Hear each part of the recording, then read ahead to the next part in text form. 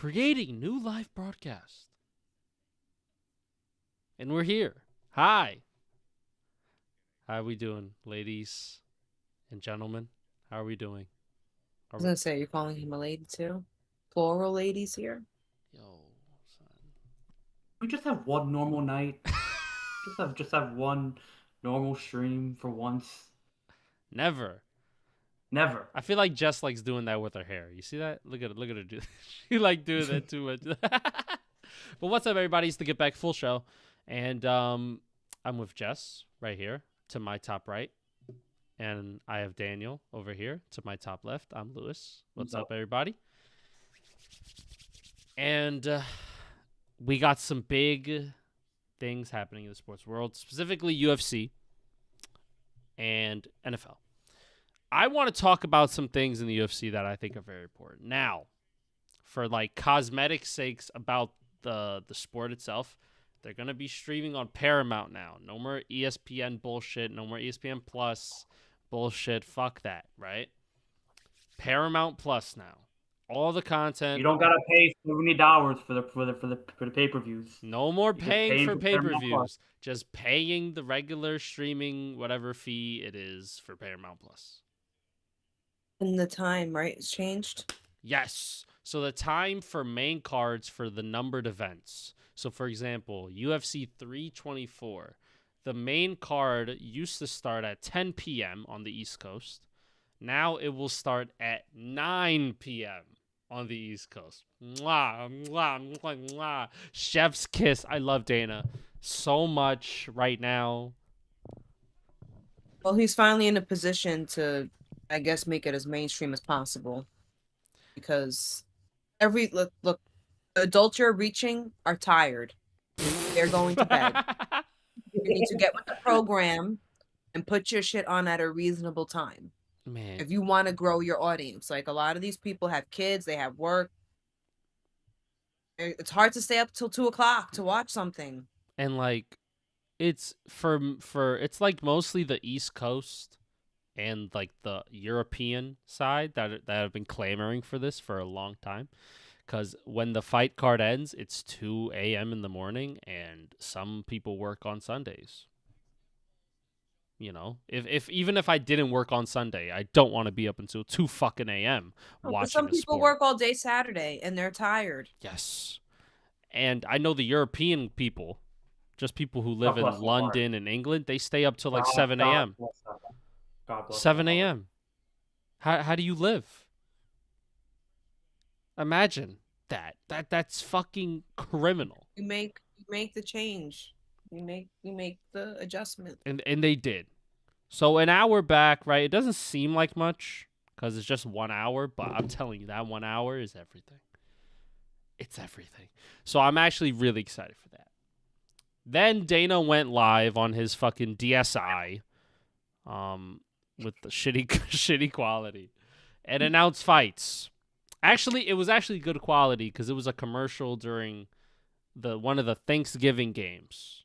I think it was the Packers, or no, it was the Chiefs. It was Chiefs versus Cowboys. Cowboys. Yes. So he went live. They had a commercial with it, and he's like, "All right, what's up, everybody, guys? We have big fights. We are streaming on Paramount Plus starting in January 24th, 2026." And here are some of the fights, guys. Just to name a few. Well, I'll be right back. I will start off with the lightweight interim title fight. Paddy Pimblett will be taking on Justin Gaethje for the interim title. You may be asking, why is this an interim title? Aren't interim titles stupid? They are dumb. But Ilia Topuria will not be fighting until like the middle of 2026 because he's dealing with a divorce. And, you know, apparently there have been some rumors that it could get a little messy. You know, just a little messy. And he wants to spend time away from the octagon, you know, deal with this with his lawyers and spend time with his kids and stuff, whatever. So, that's all fine and dandy. And he even said, like, yo, like, keep the division going. Like, I know when I'm gonna be back, so at least I give you that. But like, you can have this interim title bullshit, whatever. I know I am real champion. I am real champion, brother. So this fight, honestly, yeah, is such a fun fight because Paddy Pimblett, he could finish you on the ground, wicked submissions, really long, rangy, can't really strike all that crisp, but he has fast twitch, decent cardio, can get you on the ground, sub you, right? So, and Justin Gaethje said he was going to retire if he wasn't fighting for the title next. So he got what he wanted in the end. He will be fighting for a title, and he's not going to retire. Huh? Shocker. Yeah. What the, like? Come on, Justin. Like, I hate when fighters do this sometimes. Like, they give the company an ultimatum. Like, the company really needs you. Like, I'm not gonna lie. If Justin Gaethje retired, would I miss him that deeply? Probably not. Wouldn't care that much. There are other fighters out there. I've seen all of the Justin Gaethje that I could probably see. Like, all the fights with Justin Gaethje. Like, I've seen it. Mm-hmm. What other fights could I really want to see Justin Gaethje against that I think are exciting and that he could win? There is none. So there you go. But he's getting his title shot now. I'm not gonna give a prediction for it, but this is a fun fight that'll end in a finish from both parties, I think. And then you have Kayla Harrison versus Amanda Nunes. Amanda Nunes is coming back. Yes, she is. She is. She is. I think it's cool. It's cute. It's fun. You know, this is the only fight to make because who else is going to fight Kayla Harrison? Do you know? No. Because I don't. There is nobody. There's nobody. Norma Dumont. We don't give a fuck, respectfully. We care about this fight. This is one of the greatest women's fighters of all time in Amanda Nunes taking on the most dominant woman right now in the UFC, Kayla Harrison. So this is a fight in the making that needed to happen. And thank you to the love of God, Jesus, Mary, Joseph, like that. This isn't the main event. Because we would have had it was rumored to be, I love rumors because they're not fucking true sometimes. Yes. So that's fun. This is a fun scrap, though. I think this ends in a finish. I think this fight ends in a finish. Are you catching the theme here of what the UFC is trying to go for the first card? Are you catching the on theme? Paramount? Yeah, they want fucking finishes. Especially on the main We card. got to showcase off the brand, which is, hitting people. Yes. And then you got Sean O'Malley versus Song Yadong. Sean O'Malley's going to try to beat Yadong. Yeah, had to get that joke out the way before I keep going. Sean O'Malley. He's really going to hit that dong, you know what I'm saying? Sean O'Malley's back, man. And Song Yadong's a good fighter. This is just a fun fucking scrap, honestly. Yeah. It's a fun scrap. Great fucking third fight on the main card there. And it's just a fun scrap. Sean O'Malley needs to get back in the win column after getting submitted by Marab the last time he fought. So these contenders got to start being some more fucking active than the champions. Respectfully, Sean, we got to fight more. I hope this fight can lead him to him fighting more regularly. Yeah. And for Song Yadong, he has a chance to climb up to number 2 in the rankings after beating Sean O'Malley. Potentially. Who knows, right? Title. Maybe he could grapple him. Maybe, he could catch him on the feet with some heavy shit, right? Who knows? And then we got Waldo Cortez Acosta versus Derek Lewis. Waldo, this fight ends in a first-round KO. I don't know by who, but it ends there. Is it a first-round KO? It has to be. There's no way it's not, right? You know what I mean? The pick that makes sense is Waldo. But for the chaos. If we're showcasing the brand. I swear, bro. Derek Lewis might win this, bro. He might just crack him once on the chin and he's out. Like, it's so weird. Fuck Derek Lewis. But I'm going to pick against him respectfully. So hopefully Waldo gets it done. But this is going to end in a fucking knockout. This is fun. We got Arnold Allen versus Gene Silva. Arnold Allen is a fucking troll on Twitter. Don't listen to him. He's a troll. He was like, yeah, guys, I'm going to lightweight. Going to lightweight, guys. That's why I haven't fought. Going to lightweight. Guess where this fight is at? Featherweight. Fucking liar. What a liar. But this is a fun scrap. Gene Silva fighting up in the rankings once again. We know who the UFC loves. It's him. Cut it off as well. Cut the hair off, Gene. You're fucking balding. Cut it off, bro. This is also going to be a fun scrap. This is going to be a war. Arnold Allen, he can crack, he can bang. Gene Silva could also do the same thing, but he can shut your lights out really easily. Arnold Allen has a problem with his cardio, and also he breaks his hands a lot. He's broken his hand in like 4 or 5 fights. Like a lot of his fights, he's broken his hand in. So we'll see if he can hold up, but this is also going to be a fucking scrap, right? And then you got some other fights that are off the main card, like Alexa Grasso, Rose Namajunas, Nurmagomedov versus Figueiredo. That's a nice scrap. Figueiredo has the chance to do the funniest thing ever, beating a Dagestani. That would be fun. And then Ateba Gutierrez is going to knock out this poor Russian guy. So, that would be fun. So, the UFC 324 already with these fights is stacked. You could put anything else, and I will be happy because it starts at 9 p.m. It starts at 9. It's fantastic. Right, in the fucking West Coast. Yo, fuck the West Coast, bro. Fuck the West Coast. Starts at 6. What is it? End at 10 for them? Pussies. Yeah. Pussies. I hate them. There's only 9 fights here. So there's potential for more. Yeah. Which I think, I don't mind like a nice little 12 fight, 13 fight card. I don't mind. Especially if it starts at 9, that means it'll start a little earlier. It'll start maybe at like 5. Yeah. So that's not bad. I like that. Well, I wonder if there's going to be like prelims and stuff still. Oh yeah. There'll still be prelims. Right. So some of these fights probably go to prelim, which would be crazy. Mm-hmm. So we'll see. They probably won't stay the main card till like next week. Yeah. Or next week. Yeah, because there's this fight card is January 24th, by the way. It's a long time. Yeah. Till we get to there. Like, it's what? Almost 2 fucking months? Like, that's a long ass time. And then after the last fight card of the year, which I think is on the 13th. No, isn't it next week? Isn't it the 7th? That's the pay-per-view, but then there's a fight night after. Oh, I see what you're saying. Yeah. My bad. So then we have to wait a whole 6 weeks. Yeah. For UFC, which sucks. I hate that they do this at the end of the year. They didn't do it last year. It was like a 3-week, 4-week thing. Like after Christmas and like the second week in January, we're back. But now we got to wait a little bit. So, well, I think with the new media deal, I think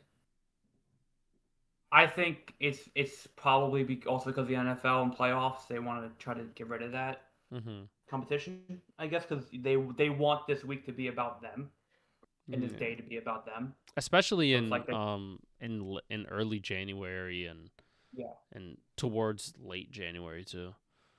Yeah. So I think they're gonna try to market it for a long time during that 6-week stretch. Mm-hmm. And it's probably the media deal too, and like they want to start at this specific time on this specific date and then go from there. Yeah, and I'm sure Dana wanted to end this media deal with ESPN as soon as possible, and he didn't want to do any fights in December. But ESPN was like, we want one more. Yeah, we want January, bro. January 1st, bro. Get the fuck out of here, bro. January 1st. So that's UFC 324. I think that's fucking stacked. Like, literally don't add anything. And then Dana White is like, all right, guys. So you guys thought that Arman Saryuki and not getting an interim title shot was bad? You guys thought that shit was bad? You guys thought Arman crying, falling to his knees in his Bugatti was bad? Let me tell you what's real bad. Volkanovski versus Diego Lopez 2. This fight sucks. Not because they're not good or fun. This fight sucks because what the fuck? Like, in the UFC, yeah. Legacy, when you talk about GOAT conversations, is really important. Mm-hmm. So, I would want... And there's very few right now you call GOAT. Yeah. Very few. And Volkanovski's the GOAT of featherweight. That's just what he is. And this is his last fight, I think. I'm pretty sure this is his last fight. So you try to, like, think of a fight to give him that'll add to his legacy and make people be like, wow, what a dominant champ. He beaten so many different guys. Wow. How crazy. Wow, what a great fighter. Instead, you give him the same guy he just beat this year. That's it. And it wasn't really that close of a fight either.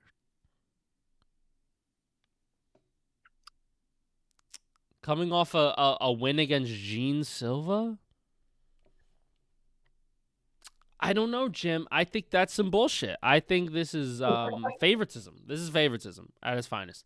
Diego Lopez, he's a great fighter, fun fighter. He's electric. I think he will be champion one day. I just don't know if it will be against Volk. So for me, yeah, I would have loved to see like Lopez versus Yair or Rodriguez because those guys actually hate each other. They have bad blood. Mm-hmm. They actually don't like each other at all. So the fact that the UFC didn't capitalize on that for like one of the CBS Fight Night cards, whew, what a loss of money.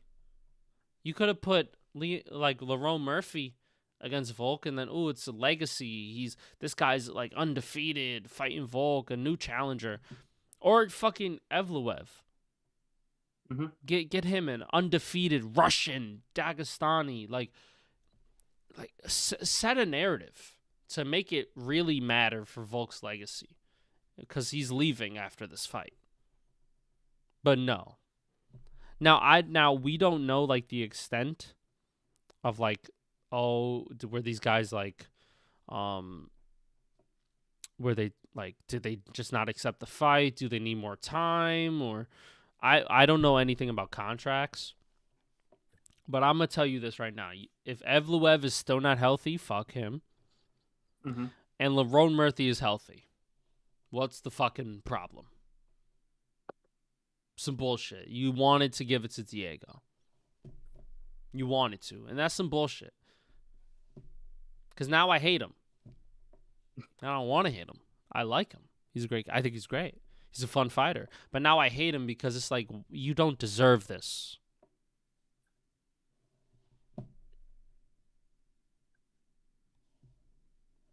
Yeah, I mean, I can't argue it. I can't argue it.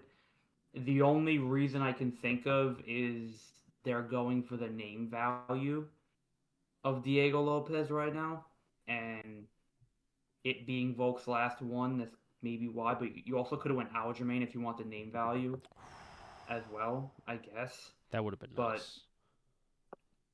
I don't know. I think UFC in terms of legacy in that conversation, I think they care more about record than who you've beaten. And I think they care more about highlights than who you've beaten.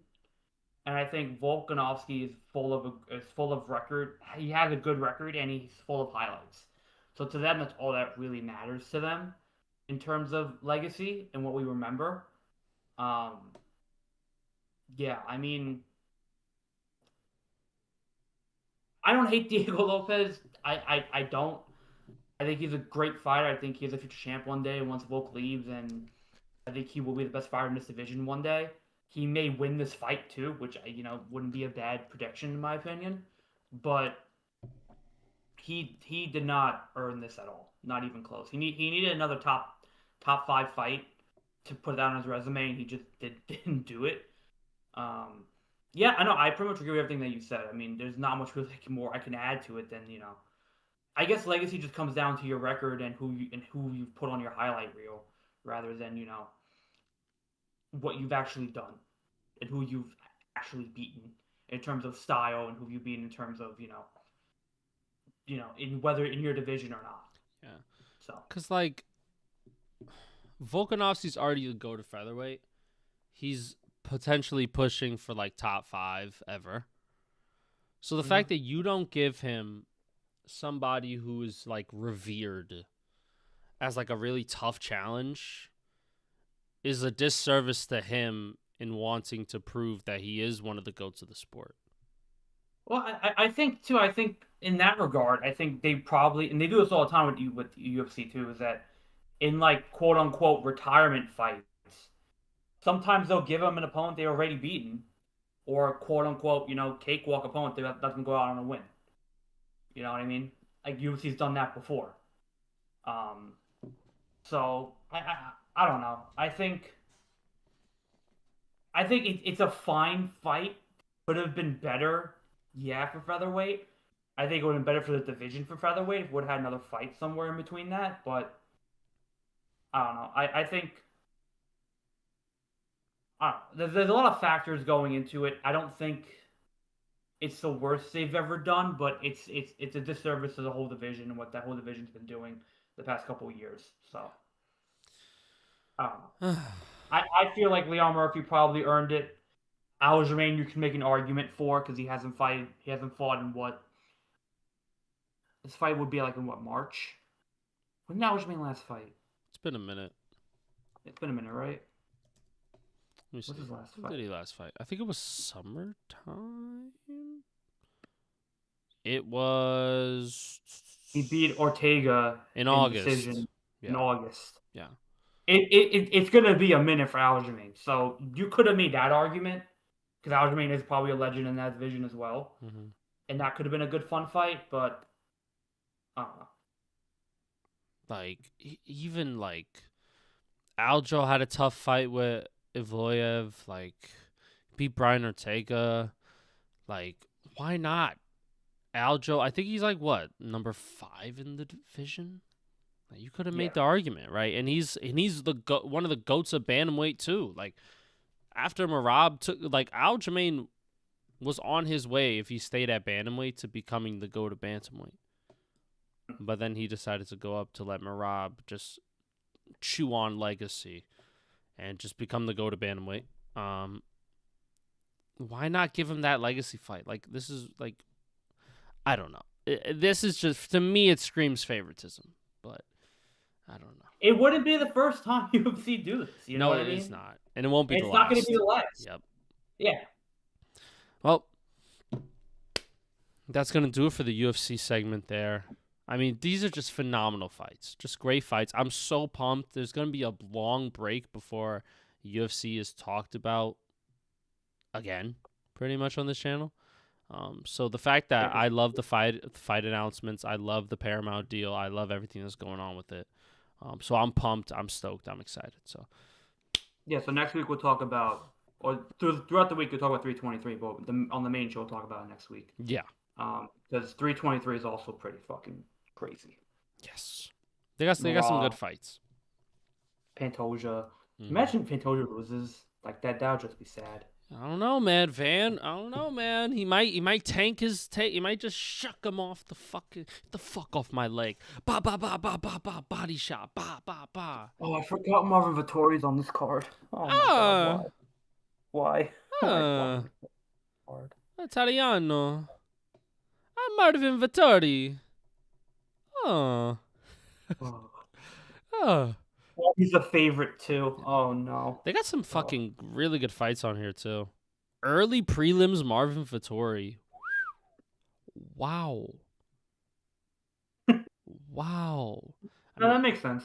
No, that's pretty much on brand for him. I mean, there's some really good fights on here. Macy Barber, Carne Silver as well in prelims. That's a good fight. Fresiam, Sadikov, Torres versus Dawson, Blachowicz is back. For some reasons on main card, but we'll let it slide. Why not? Yeah. Might as well. The fact that Peyton Talbert's getting number 10, Henry Cejudo, I hope he loses. Fuck Peyton Talbert. Fuck you. And he's favorited too. He's favored at 285. That's big favorite. Fuck this guy. Got Tatsuro Taira here. If he beats Brandon Moreno, he might get the next shot at flyweight. I don't know. Who knows? No. And then obviously Marab and Jan again. I think Marab just wins again. I don't know. You know. We'll make our predictions. I'll make my predictions. I got it. I got you.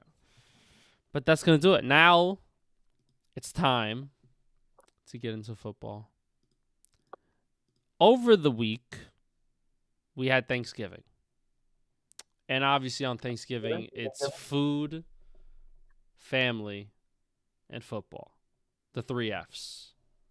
The big major 3 Fs. Now we're going to talk about not the food, not the family, but we're going to talk about football, baby.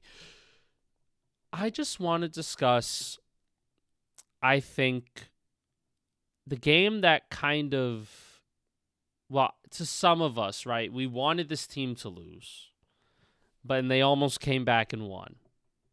It's the Kansas City Chiefs versus the Dallas Cowboys.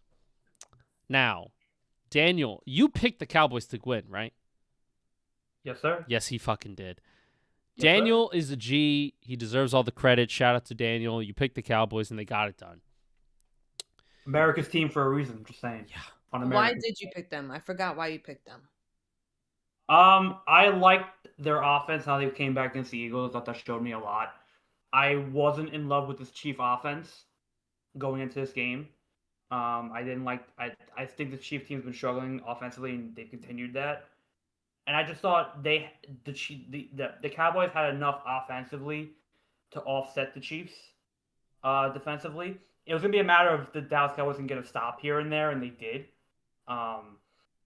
And Quinn Williams is a beast on that team right now. Clearly, Dallas is having a resurgence defensively. It's not great, but it's getting better, and it's helping them a lot. And I feel like the Cowboys on Thanksgiving always do like this crazy like they turn to like a great team. Like offensively, they put like 50 points sometimes. So I just feel like the Cowboys on Thanksgiving have this like such an aura about them. And I thought the Chiefs just didn't come in really showing me anything after their win against the Colts. And the Cowboys showed me a lot more against the Eagles than they did. So I genuinely liked the Cowboys in this matchup. I did. I knew it was going to be a shootout. I knew it was going to be close. But it's America's team on America's Day for a reason. And they found a way to win. The NFL loves them more. What can I say? And the Cowboys, they had 457 total yards of offense. That's fantastic. CeeDee Lamb went off. George Pickens had a great game. Weren't really able to run the ball. Either teams weren't really able to run the ball. So this just turned into both quarterbacks just wielding and dealing. Patrick Mahomes had 261 passing yards with 4 touchdowns, right? Fantastic. Dak Prescott, 320 yards, 2 touchdowns, right? And also very instrumental in leading drives down the field, converting on 3rd downs, 4th downs, things like that. Yeah, man. And the defense of Dallas, too, is what shocked me, right? They were able to get stops, right? And they were able to take the lead in certain moments and be able to hold on to the lead and score when they had the lead, right? So I'm very impressed by the Cowboys. And although Pat Mahomes almost fucking did his voodoo on this fucking Cowboys team, the Cowboys were able to hold it off and to able to score as much as the Chiefs were scoring. So it just offset whatever the Chiefs did. So even if it's a field goal, they were still up by enough to where it's fine. So shout out to the Dallas Cowboys. They earned this win. This is a good win. This is a really good win. Oh, definitely will. Shout out to the Cowboys. Thank you, Cowboys. You made my Thanksgiving. You made my Thanksgiving. But now the Chiefs. Nobody Chiefs wants to see the Chiefs come roaring back. Come on, it's over. It's time for them to be over. We're ready for something new. Well, we'll see because their playoff hopes aren't looking too hot. I'm not counting them out just yet. I'm not counting them out. They still have time. Next week they play the Texans, right? On Sunday Night Football. Yeah, and they're going to be at home. They play the Texans? We'll talk about Texas. We'll get there. We'll get there. But no, it was No, Jim. awesome seeing them. It was a great game. It wasn't boring, so it was very entertaining. Yeah. I know the Talus, they stayed on their tippy toes. They didn't slack. And at first, Dak, It didn't start out too great. It's a we little were like, shaky. "Oh, shit, here it goes, here we go." But I think they're in the races too, and they had just as much on the line as the Chiefs. And like Daniel said, America's team at home. Yeah. And It's our time. and especially with the what do you call it? The NFC East not being locked up yet. Dallas, sneaky It could can be make anybody's at this point. they could make a really good run. They've won 3 straight and they've beaten 2 really good teams. They play the Lions next week. Big That's beatable. That's winnable. and they could win that game because their offense is that good and that defense is playing up in their performance. So I don't mind them beating the Lions, and then for them now it's just hoping that the Eagles start, losing a bit more and Thinking. start choking a bit and not playing with the same level of dominance that they've had over the last couple of years. So, with Dallas, they can shock a lot of people, especially because going into this year, we're like, Dallas is, the defense is like not that great. The offensive weapons are fantastic, but I think it will be more so like a Joe Burrow type of situation. Like the offense will be great, but the defense it was. To a point, it was. And I think they made the trade at the deadline. They got in the linebacker from the Bengals, who I'm forgetting right now. Logan Wilson. Logan Wilson. They traded for Quinn Williams to help their run defense. Nazi Smith came on late to help their run defense. Obviously, losing Micah was their biggest loss. They didn't really recover from that still. Their pass rush is terrible. But defensively, they've gotten a lot better. They've got 2 key pieces now in that defense. And they're playing really tough. Like they're playing up to the competition now. Mm-hmm. Yeah, there's a different compete level on Dallas right now that we saw on Thanksgiving that we haven't seen all year. So I'm not gonna gloat them or glaze them too much, but I think they're going in the right direction right now, and they're hot, and they're playing really good football on both sides. So, and when you have Dak, CeeDee Lamb, and George Pickens on your offense, and Tony Ferguson, like you have a lot of chance. You have a multitude of offensive weapons to go to. So, I think Dallas is in a good spot. I think Detroit's going to be interesting because Detroit is wishy-washy. So that's a winnable game for them. It's a very winnable game for them. So, but they're very much on every game without Super Bowl mode, and they're playing like it. I think that's a good thing. Well, you know what team has to fucking think like that now? The fucking Chiefs. Yeah. 6-6. I haven't seen the Chiefs, with this kind of 500. record in a minute. It's been a hot while. They've lost the last 3 or 4. Yeah, it's not looking good for them, but it's still too early to discount them.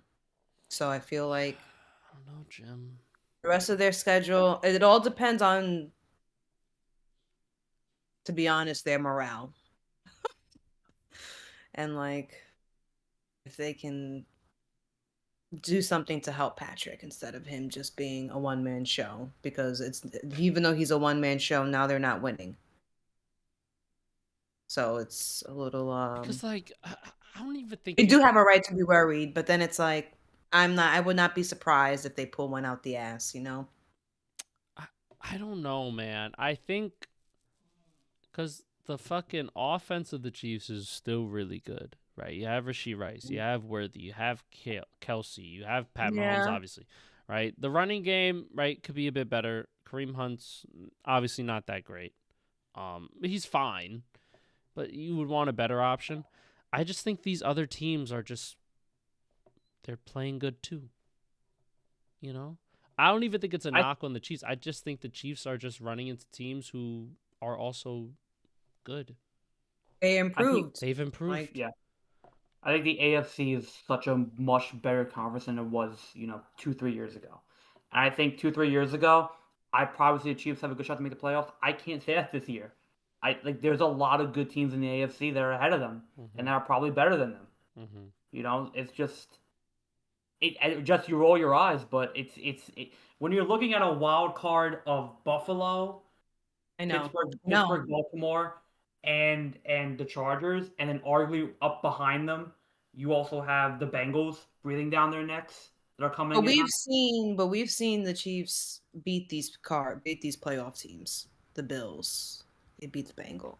They beat these current wild. It's okay. I'm not saying the Chiefs are bad. I'm not saying that by any means. But I'm saying there's a lot of teams that they also are up to their level, and you're starting to see that because of that, they're offsetting each other. So they have good wins and they have bad wins. They've beaten playoff teams. They've lost to playoff teams. They're mid. That's what they are right now. Oh, they literally are. They're like 500. That's mid. They're mid. They're a good team and they're a bad team at times. They're consistent and they're not consistent. It's not a knock on them. It's a credit to the conference. It's a credit to the division that they're third in the division. They're 6-6. That's impressive, right? They lost to a really good Cowboys team. That Jacksonville win that we said was a fluke and not going to happen again, looking like a pretty bad matchup for them going forward. Denver's probably the best team in the AFC right now, the most complete team in the AFC. So it's and the Bills are inconsistent too. So how much credit do you give them against Buffalo? So it's very much that there are a good team playing good teams, and you win against good teams, and you lose against good teams. They're not elite. They're not the elite in the division. They're dangerous. They're the Chiefs. I'm not counting them out, but I'm not saying they're going to dominate a lot of these teams because they're not. A lot of teams are at their level right now, and you're starting to see that across the NFL. But until proven otherwise, it's Chief Kingdom. But right now, it's mid. They are mid, but it's still because we know what they're like once they get going. And that's the fucking problem. Come on, they just need one win to get the muscle memory working back up, right? And to find new ways to win, and to find new ways to overcome whatever mistakes are happening in the game, however good your competition may be playing up. So it's like you said, they're dangerous. They're not elite, but they're definitely dangerous. And you saw that against the Colts. You saw that against the Colts. Where on a dime, they could switch up on you and they could attack teams. They could pounce on them they pounce on teams like a lion in heat. They just go right for the kill. Yeah, I'm definitely interested in to see what next week's game is going to look like. Uber important. Super fucking important. If they somehow lose this game, even if it's just by a point, then I think I would feel a lot better that they would probably miss the playoffs altogether, or it'll be definitely completely be on the struggle bus from now on. But if they win at home, even if it's by a point, you could still say they should be worried because you have to be a little bit better than that if you're going to be at home. Like they're advertising it already. Texans 7-5 right now. Winners of 4 straight. Defense is fucking really good. I don't know, Jim. Well, they need to show up at Arrowhead then, because it's going to be to stop Patrick. They've been showing up for like a lot of the games. They've been playing well. Well,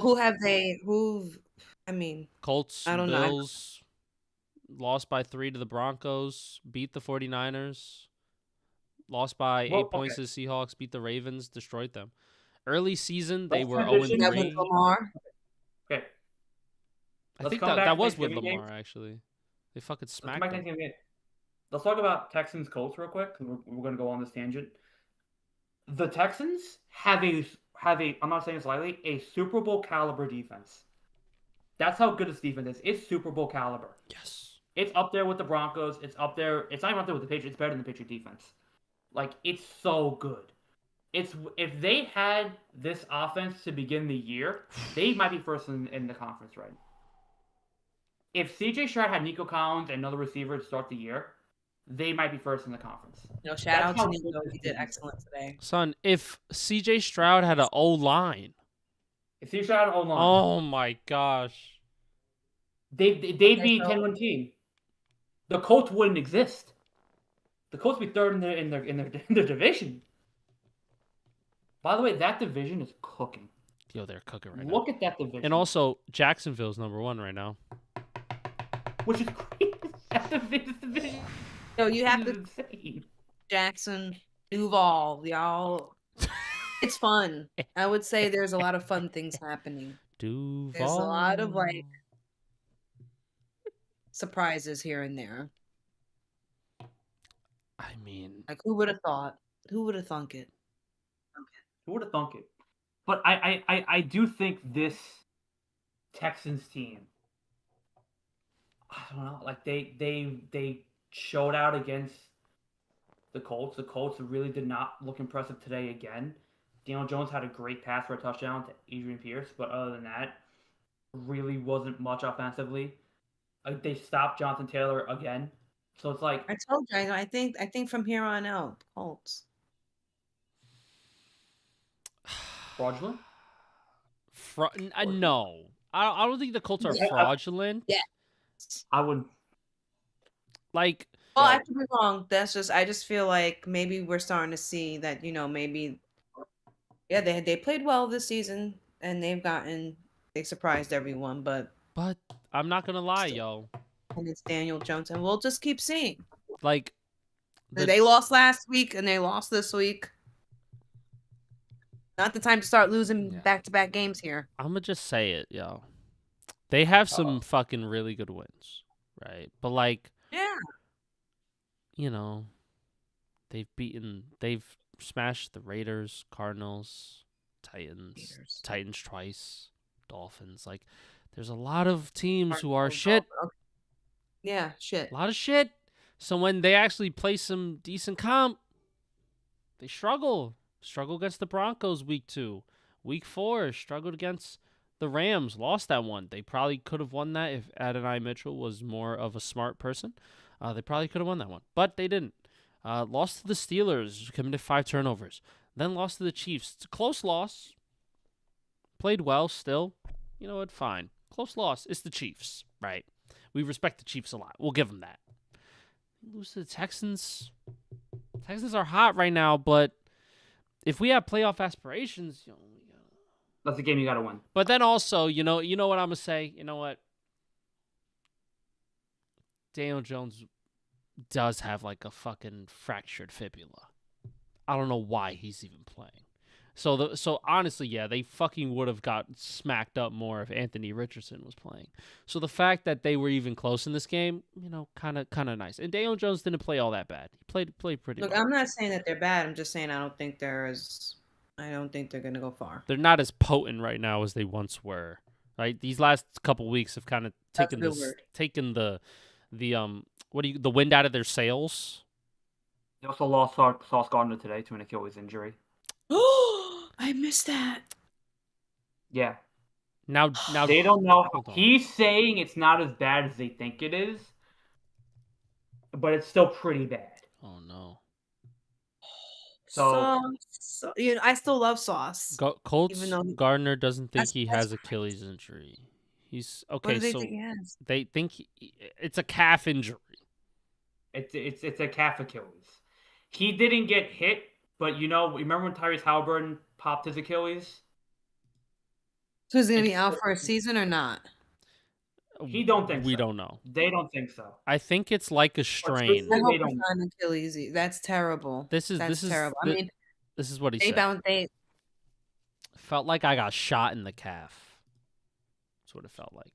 But he said it's not Achilles. But he felt like he got shot in the calf. That's what Tyrese Halliburton said too. I don't know, Jim. I don't know. So they'll do X-rays. We'll find out Monday. I'm not gonna lie. He was standing on the sideline. Yeah. I think that bodes well. That happened? That bodes well for him. No, he was on the field when it happened. He was standing throughout the game. He didn't come back into the game though. Yeah. Oh. So, but he's standing on the sideline. That's a decent tell because if you fucking ruptured your Achilles, you're not standing. You're sitting your ass down. So that makes me feel better. So maybe he just got a real bad strain. Yeah. But that could put you And out he'll for a little probably bit. be out for a while now. Yeah, because like if a calf strain could lead to an Achilles tear much easier. Yeah, So I would you just wanna be probably cautious. sit him out until we have to absolutely play him. If we get into the playoffs, until then, like you have to sit. Fuck that, like you do not want, bro. You remember the Aaron Rodgers episode of the Achilles? Let's not go down there. Right. Like just sit. He was on the team. That's what I'm He saying. was Like there. you saw how this played out, so let's not force yourself to come back sooner rather than later, and just don't do it to yourself. And also with because CMC too. that's what I was just about to say. And they still, that whole injury thing last year is still very weird and mysterious. Going to Germany, yeah, he's coming back. Don't know when he's coming back. He's coming. He's playing. He's playing. We don't know. He comes back and then gets It's like that was the weirdest shit. They lied about that whole thing, and he probably had a serious ass like Achilles injury that they just would not say. That's what the fuck it was. How did they get away with that? I'm just NFL speculating. royalty, yo. 49ers, bro. Do whatever they want. Second America's team. Yeah. It goes Cowboys, 49ers. No matter what anybody says. Then Patriots. No. Probably. Gotta be. Who else? Not because they aren't legacy. Like Niners, Cowboys are the legacy. Oh, Steelers. Oh, Steelers. Packers. Yeah, no, she's right. Steelers, Packers. Oh, Packers. You yeah. gotta put Patriots up there, top 5. Gotta put it. But Patriots have been more recent, like Packers. Yeah, I think he's talking about like overall history since the Super Bowl era. Yeah, like, I mean, since the conception of the NFL, since the thought of the football, these are the teams of the NFL. Oh, shit. I think it has to be Patriots at that then, but still, because like who else are we? Giants maybe, but nah. Giants have been shitty for a long time. You know what, Daniel? Maybe we should Patriots. involve the Patriots because that's they had a 20-year history. We can actually say it's been 20 years that we had to deal with Tom Brady. So it's like, yeah, but I guess they are part of that enclave right now. I guess. Yeah. I guess you could argue probably to the Bears are there. The Giants I would put there. For America's team, for like the rankings, Patriots have a lot more success. Even in a shorter span, they have so much fucking success. And that's fine, but I'm saying like going back to like generations of And what I will say is is the Patriots fandom across the country the way the Dallas Cowboys and the Niners are? No. Like, do they go in droves? Like, No. Can you literally find them anywhere and everywhere? Like, you can do a Cowboy. Because we live in New York, so we see everyone. But I've seen a lot of Niner memorabilia here. A lot of Cowboy fans here. Some Patriots, but that's because Boston is 3 hours from us. So that's not like... Yeah. But I've been to other parts, and I don't see people rocking Patriots. Like, you see, like, the Niners, they have... these fans clubs that meet every week in these different cities that they are. And they pack these shits out. These are traveling fans, plus the fans that are already in the town. It's like, so do the Patriots have that? I would say my top 5 would be Cowboys, Niners, Packers. Steelers. Bears. No, Steelers, Bears. That'd be my top 5. Steelers, Bears. I mean, yeah. Because the Bears in the 70s and the 80s and the 90s, like that was their time, right? That's where they peaked. But they had a long continuous history. Yeah. Patriots were the Patriots like a fucking expansion team? When did I really don't know about that history. Patriots become a team? When did they? Oh, 1959. They weren't shit though. Well, were they in the AFL or were they part of the original NFL? They were in the AFL, then they moved. When did they merge into the NFL? Because that's when the history starts. NFL. 1960? Began play as the Boston Patriots. No, of AFL. I have no idea when they came into the NFL. 1971, they changed their name to Patriots, New England. So maybe because the league technically starts in 1962 with the first Super Bowl. So that first year. I guess they were there. They were before that, but they just weren't shit. So they just weren't anything. So that's the funny part. But then that 20-year history, oh fuck, dude, that 20-year history makes other franchises fucking. Any franchise would, the Bears franchise would be like, oh, I'll take that any day, please. Just give me a little taste of that, please. Give me 2. Fuck it. Fuck the 85 Bears. We'll give you the 85 Bears. Just fucking give us 2 Super Bowls. Take it, please. Oh, man. Anyway, what were we talking about? What were we Colts. The Colts. Yes. But also kind of a legacy team as well, because they were originally Baltimore and they were part of the first NFL era. But, yeah, I don't know. Daniel Jones being hurts. He's on one leg, and they can't go to their backup because their backup is ass. Genuinely ass. This is why you invest in a backup. Note to the Colts. But yeah, I think it's tough. In a playoff race, you can't really turn to anybody else but Daniel Jones right now. You have to lean on your run game with Jonathan Taylor, and you just can't against that defense. I think, who do they play next week? I think they have a tough matchup next week too. Jaguars. This is for number 1 in the division right now. That's for first place, yeah. For first place. And then Houston probably wins next week too. Push comes to shove. And whoever loses that gets out of the playoff race. Yo, the fucking Colts next 5. Jaguars, Seahawks, 49ers, Jaguars, Texans. That's fucking so tough. Especially right now. They got to prove it. I mean, look. This is their time to prove everybody that we deserve to be in a playoff situation, right?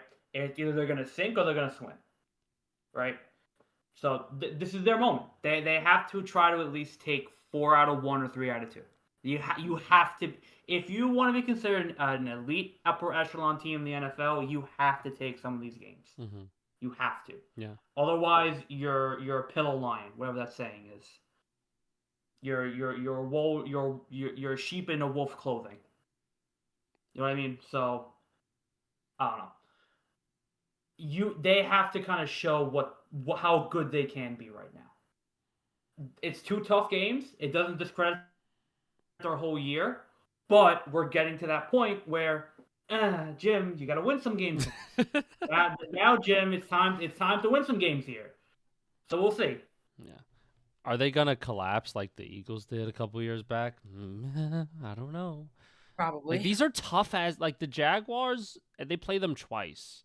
Then they play the Texans again. Every team you named that's coming up, you said the Niners, the Texans, the Jaguars, and who else? The Seahawks. The Seahawks. These people are all on their way to the playoffs. So there's no break. There's very small room for error. Mm-hmm. Art is not that big. Yeah. And if they collapse, listen. I won't be surprised. You don't want to see me after if they collapse. You don't want to see me because I'm hating. Okay? Because I'm a fucking hate on Daniel Jones any way I can. Yes. I don't give a fuck if he was injured. I'll give a fuck. Listen, remember, we have their draft pick. We have their number 1 pick. So if they collapse, we get a pretty decent mid-round pick right there. Yeah, because you want to know why? Because the Jets, more first round. The Jets are gonna keep fucking winning, and they won't get their own draft pick. So why the fuck did we win today, Daniel? Okay, wait. Before we move on, I just want to say Houston has a good chance against KC. I really believe. Oh, really good chance. That defense, yeah. Oh, so I guess we're talking about it now. Is on fire. Mm-hmm. It's disgusting. Yeah. And CJ Stroud looked pretty good coming back. I'm still not sold on the Chiefs team. I think it's a tough matchup for them. It's a tough road game for Houston. I don't know. I like this defense. I think this defense can beat anybody. I think this is a Super Bowl caliber defense. They need the win. It'll probably get them in the playoffs if they win this game. Yeah, last time they lost to them the last time they were there last year. Mm-hmm. in the playoffs. They Yeah, lost to them. So I feel like this could be a look back for them, could be. especially for CJ Stroud. He lost his boy in that game. But I don't know, man. I could see the I don't Chiefs know. win too. I I feel like could. the Chiefs are going to be fighting for their like they're playing for their lives now. Like they don't want it'll be embarrassing for them if they literally miss the playoffs. They're gunning for at least the wild card. Mm-hmm. So I feel like they're gonna pull out all the stops. Mm-hmm. Unless the Texans just continue to expose them like the Cowboys did, that this is not the Chiefs of the past. And that it doesn't matter what stops they pull, they're still beatable now. I mean, But I just you know don't what it know. is? You know what it is too? There are just certain teams that can't beat the Chiefs. The Texans are one of them. Every time they meet in the playoffs, they can't beat them.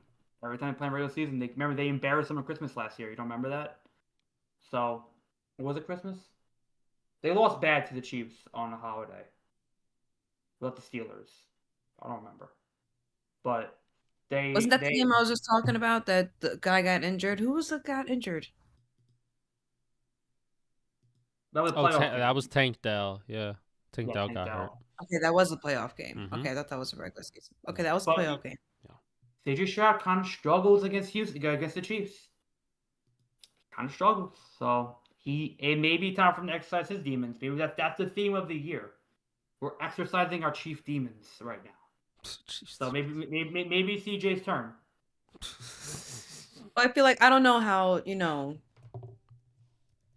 I guess when you're preparing, I guess if you're a player from the opposing team, you see that the Chiefs are struggling. First, the Eagles pop the bubble, right? They prove that they're not invincible.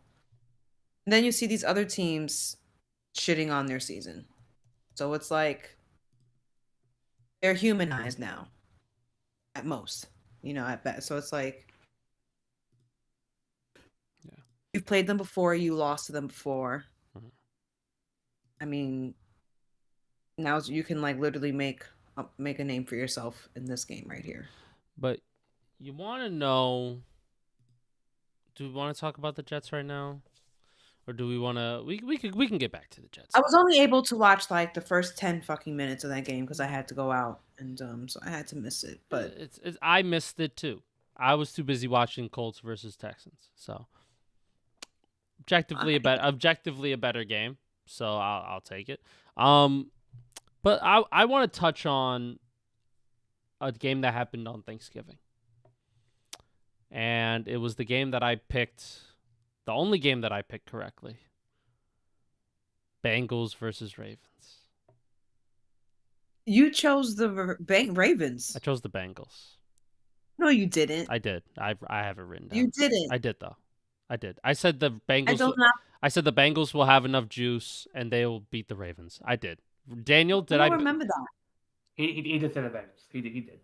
Thank you. So you and I chose the Ravens? Yes, you picked the Packers. You were right about that one. I picked the Cowboys. I was right about that one. He picked the Bengals. He was right about that one. I'll give you. So we all got one right. Hey. On Thursday Black Night. We all got one. Hey, I'll give you Joe Burrow 2 touchdowns as he's coming back. Joseph. The Wonder Boy. Joseph Ramon Burrow. I'm telling you that his middle name's fucking Ramon now. Let me tell you. It is Ramon. I 100% believe it. I was shocked. I was like, oh wow, like Ravens, they just complete. Just get rid of this, end the season to now. Like, just get rid of it, pack it up, throw it away. Because they're not ready. They're done playing football. They're done playing football. Just said it, just say it, I get it. He is Joe Burrow, but he's just coming back from a fucking injury in your home. So what the fuck? It just... And he has a sucky defense. And he has a sucky O-line. That game was boring. What a terrible end to two great Thanksgiving games. We had a terrible. It was boring. Like I loved watching, enjoy watching Joe go off, of course. because we're football fans. But like other than that, I was like, this game is. I thought it would have been a lot more competitive. You want to know why I was boring?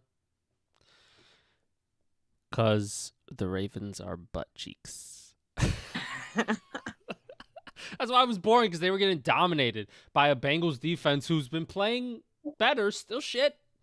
They are still the worst defense in the league, but they've been playing just a touch better. Just a touch. And Joey B, when he's in the game, you can't count them out.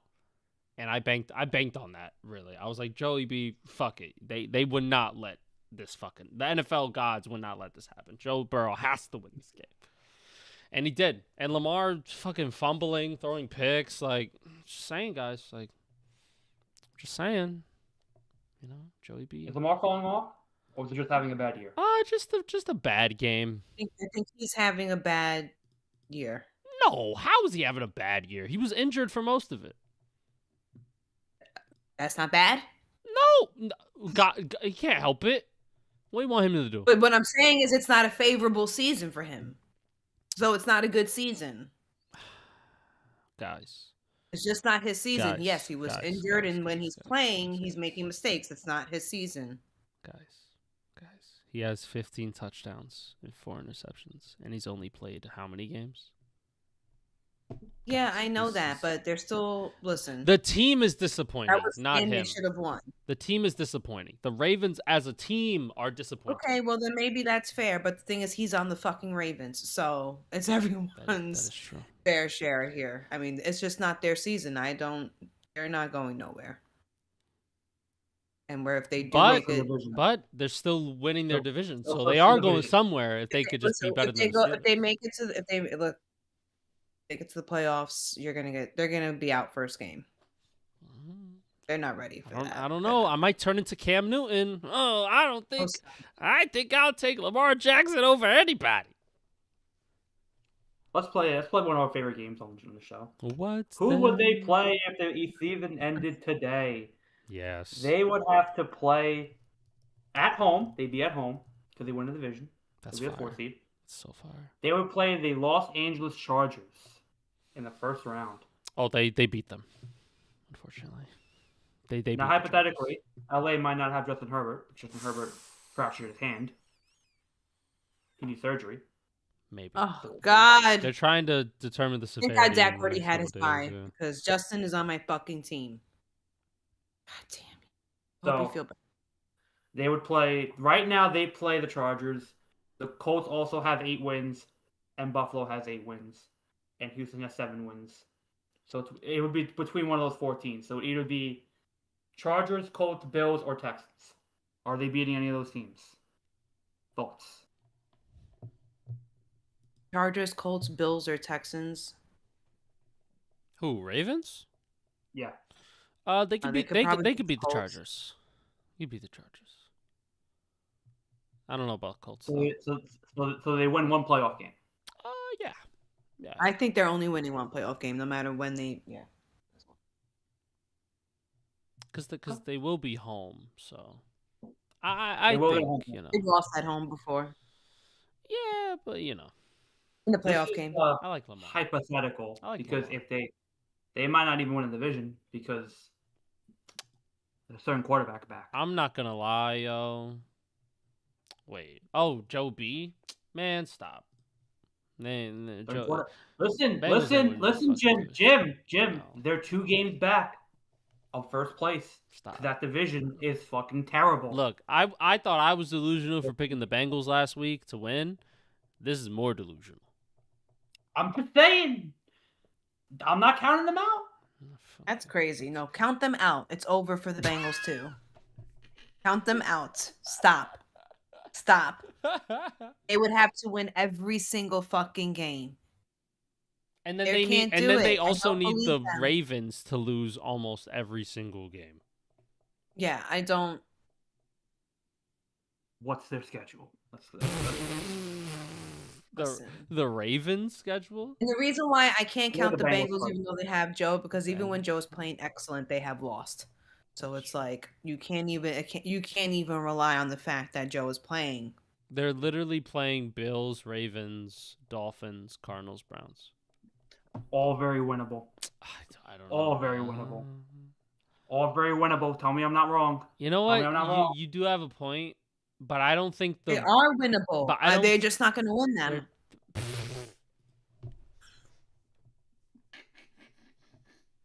Listen, Steelers play the Ravens play the Steelers, Bengals, Patriots, Packers, Steelers. That's tough. That's a tough 5-game slate for them. Bengals have very winnable games here, Jims. I'm just saying. Yeah, but then you would need to bank on the Ravens literally winning like 2 games. They might. I mean, they might not. The Ravens are lucky not. that the bar is low. Listen. The Browns are out. Forget about that, right? The Ravens are struggling mightily, and the Steelers have no offense because Aaron Rodgers wants to play with a broken hand, and their defense is meh. So when you put those two together, this division is dog shit. So when you put those two together, the Bengals have an opportunity to kind of overtake that division right now, and this is their only chance. I'm not saying they're going to do it, but I'm saying they have a chance to with Joe Burrow. Okay? You know this what? division is very, very beatable and very winnable right now. A chance is a good word. Yeah, they have a chance. I just don't think I don't see it happening. Jess, I don't know. I'll give you Joe Burrow versus the Chargers. Round 1. Round 1. Justin, two top tier white boys. Justin Herbert, Joe Burrow. What do you say? I don't trust Zach Taylor. I was just about to say that.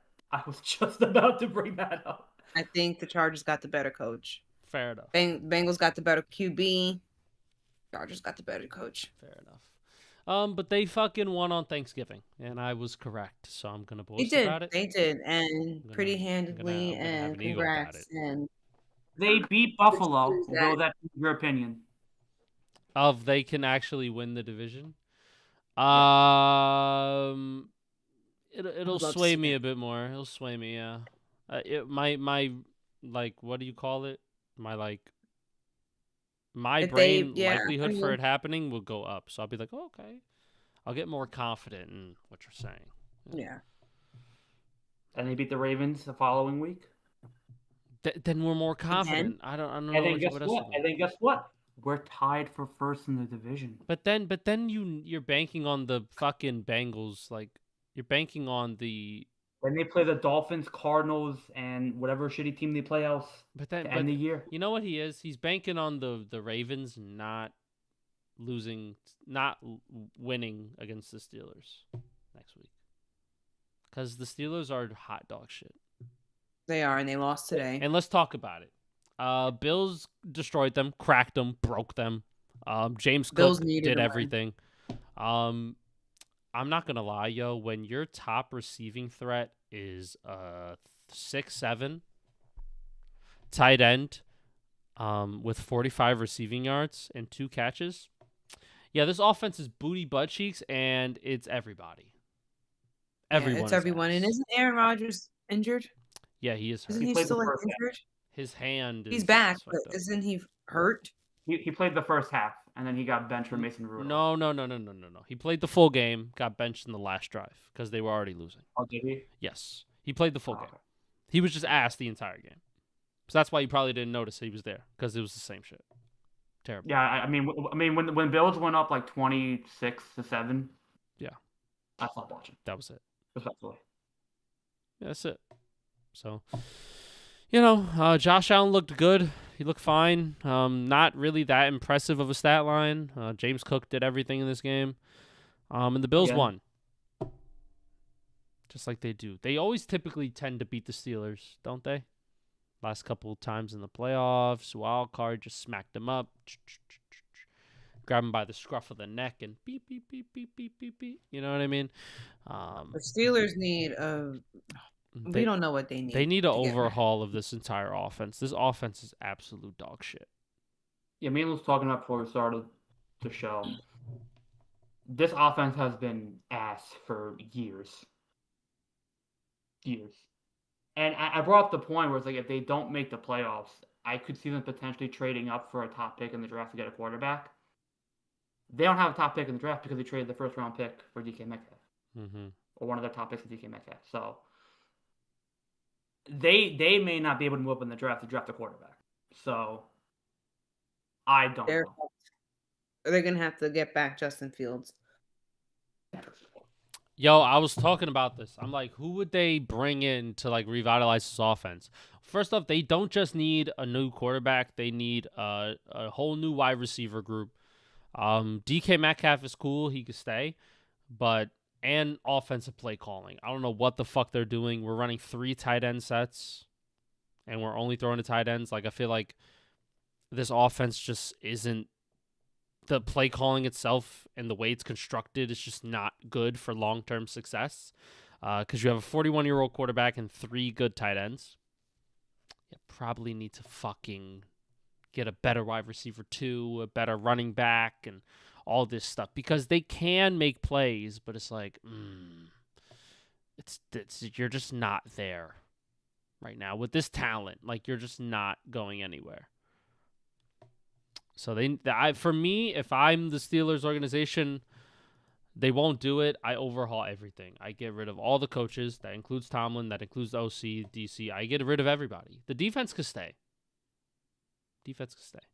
But even then, this defense is old. The offense is old. We need to get younger, faster, better, and more talented. To be honest. Even the Patriots had to lose for 2 years before they got great again. So every team needs to lose a little bit before they get great again. This could be the turning point, yo. And does Tomlin want to go through that? Because with Mike Tomlin at the helm, they're never going to be in a position where they're full rebuilding. They're always going to be in a position where, okay, we're going to have to put a roster that Mike Tomlin likes that could potentially win 8 or 9 or 10 games. And we're going to be in that middle range of like, are we good, but are we not that good, but we're like, okay. And then we're going to lose in the playoffs eventually. First round, get smacked up, lose to good teams during the regular season. And then it's just going to happen again. The cycle is going to continue of mediocrity.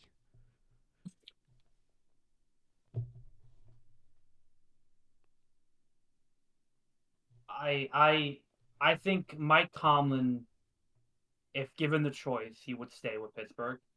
I think he's done. 100%.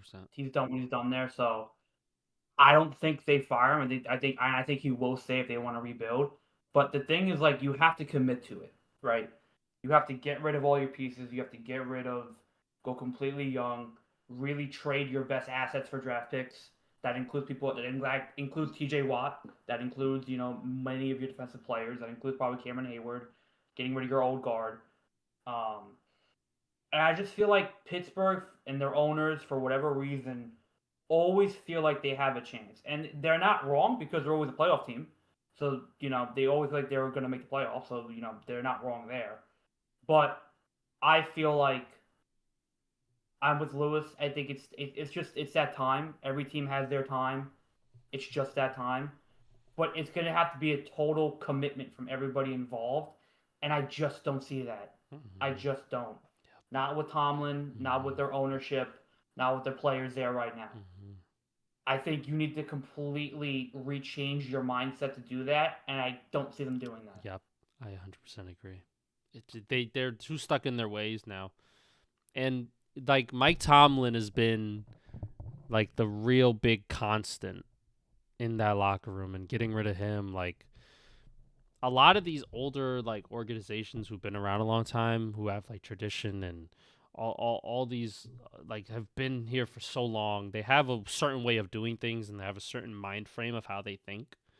So they always want to try to be in contention, not knowing that this is sports, the ebbs and flows, the ups and downs. Like, you can't always be in contention. All teams fall off the mountain, but then climb back up at some point. And in football, it's weird because you could be the Patriots and do a 2-year rebuild and completely get back to your glory days within 2 years. Or you could be the New York Jets and be in a constant rebuild for the next 30 years. or 40 or 50 or 60. So, there is an inherent risk when it comes to rebuilding. So if they feel that way, I don't see making that commitment. But, there are certain ways you could rebuild with the right people in place and the right personnel in place. And I think Mike Tomlin is one of those people who can help you rebuild. That would help revitalize and make it quicker and speed up that process. But you need to make that total commitment to everybody involved. Yep. Just how you feel. By the way, this Sunday football game is in overtime. Yep. So keep an eye on that. Keep an eye I'm on watching that, the game. that fantasy. I don't think anything happens I don't want to say that, but I think the owners don't like change. That's why Tomlin's still there. So I feel like I kind of agree. Lewis said as long as Tomlin's there will be no. Oh, both of you pretty much said there will be no true rebuilding, and that's kind of what that is what Pittsburgh needs, because they can't live in a perpetual state of first round playoff exits and struggling at the end of the season. And, just can't fucking figure out the quarterback since Ben Roethlisberger. So, yeah, and if they don't make him leave, why would you give up your NFL coaching job? Why would you? No one in their fucking right mind, especially if the workplace is not like toxic. Like, I don't think the Steelers' workplace is toxic. They're just not winning. They're just not a consistent winner. They're just kind of like boring. They're flat. Just. They're on the struggle bus. They're not attractive. They have not been attractive. They just always seem like their efforts go nowhere. You know what the Steelers are? They're like the group of like older women at like a karaoke night who were the shit like 30-some, 40-some years ago. You know what I mean? And they're still at the bar and they won't leave. Yes. But they're like, with a couple drinks in you, all right, fuck it, why not? Sure, they have the energy, they got the spunk, and they look okay, they still got decent shape, But, ladies, it's time to hang it up. It's time to rebuild. Go home, start knitting, take up gardening. No, it's time like, why don't you bring some new recruits, like replace yourselves, like pass on the legacy, like move on, upgrade your shit, upgrade your choreography. Upgrade your songs, upgrade. Yeah. And that's what the Steelers really need. They really need, it kind of sounds like they need really kind of like a culture change. Like you need some life back in the, so they seem dead. They don't seem thrilling. They just seem like, ugh. And you know what they need an exciting they seem like steel miners. Yes. I was just about like, to say I wonder why they're called the Steelers. I know that. But the point is, now they're looking like it. Now they playing like they, and they don't they play like they don't have a union, like they're grounded into the fucking dirt. Like, nah, they need to do something. They need to play like they're fucking freelancers. No fucking union. Or they need to give Mike Tomlin the full. Do what you need. Definitely rebuild. If we give you just get whoever you need to get. Like, maybe he doesn't feel like he has the permission to rebuild the way he would truly think he would rebuild the team. Maybe they only let him piecemeal it. I don't know. I think they just need some exciting young talent in there to kind of just revitalize and bring. It's why I hesitate with a full rebuild, because I do think that Mike Tomlin can find winners anywhere. This team is just so lifeless and dead and just so boring that there's nothing fun about them. They need to bring the fun back. We got to go back to the 80s. We got to bring the disco back. Get the disco ball out, find some dancers, find some cool shit to do, get some creativity in there. Have a Saturday night out. Do something that's not boring and, your 9-to-5 job.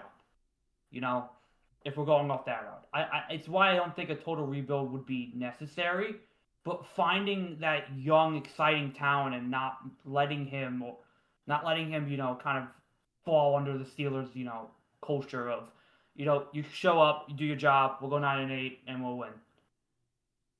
Who's the most exciting young player right now? Young player? Yeah. Who's bringing energy to the locker room to kind of like have that explosive mentality? Not DK Metcalf. Not DK Metcalf.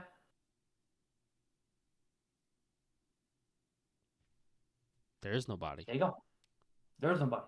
They don't have that, young receiver that's exploding on the scenes, going go routes. There's no Xavier Worthy there to get creativity in No there. young There's QB no either. There's no young quarterback. There's no young running back.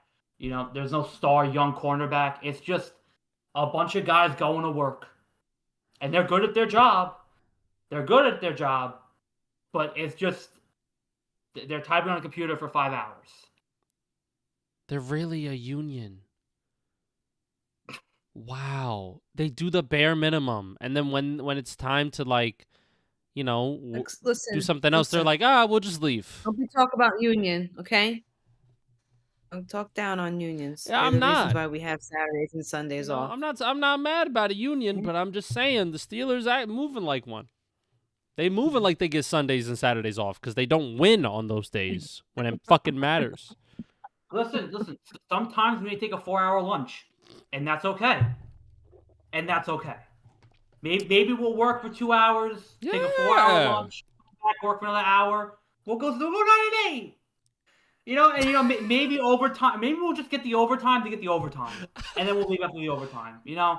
Maybe we'll just do that. Y'all sound like y'all are haters. The overtime is the fucking unions. playoffs. First They're like, round. First round, we made it. Let's go on a lunch 4 hours. Why not? I work union. I'm good. I clock out. We hit I'm good. You know what happens? The Steelers are like, guys, we have too much OT. We have too much OT. We have to end it right here. Sorry, guys.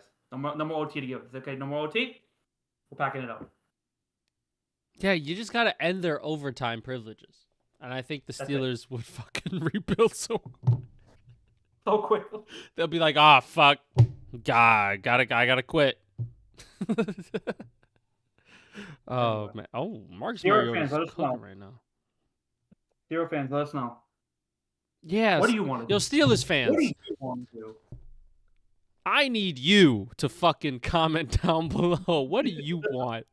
Steelers fans, do you want the fucking union workers working 9 to 5, whatever, or 6 to 2 or whatever, and getting 4-hour lunch breaks? Do you want them to barely scrape by into playoffs and then say, fuck it, I don't want to do no more overtime, I'll just leave? Do you want that for you? Or do you want these young upstarts in the tech world to come in and really try to start running shit for your team? I don't know. Talk to me. Because I'm not gonna lie, man, the Steelers looking pretty fucking lethargic, man. Just saying. But they still can win the division. That's the bullshit. And that's the bullshit. That's the fucking bullshit, man. Fuck that. They still can win the division. Because they feel like they have a chance. They shouldn't. They do. That's the problem. bullshit. They do. They shouldn't feel like they should. They should not feel like, we're right there. They should not feel that at all. But fucking whatever. Crazy. Anyway. What's How about Marcus Mariota on Sunday Night Football? Yo, Marcus Mariota's dealing right now. I ain't gonna cap. Turn it back to 2014, bro. Take me back. 2nd overall pick. 3rd and 6. Jane Daniels who, bro? We need Marcus Mariota. That's all we need. Here we go. 3rd down. This is crucial. Broncos defense needs to fucking act like they're the best defense in the league right now. Make a stop. Here we go. 3rd and 6. Mariota gets the snap. And, almost fucking picked off. And they have to go for it. The game right here. This is the game.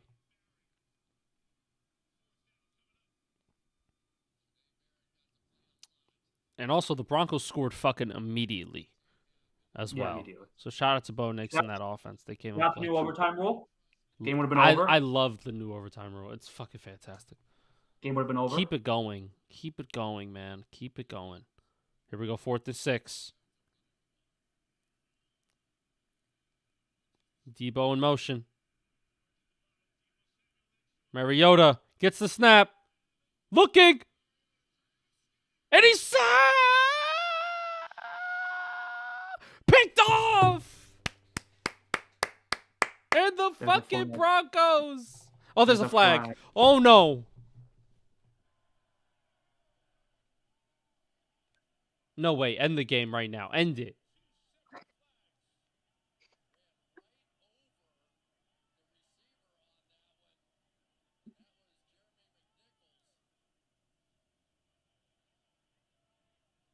Interference on the defense. Oh shit. Wow. Wow. Wow. But what's the conversation if the Denver blows this right now? I don't know. I'm not too sure. What's that conversation? You'd have to kick yourself.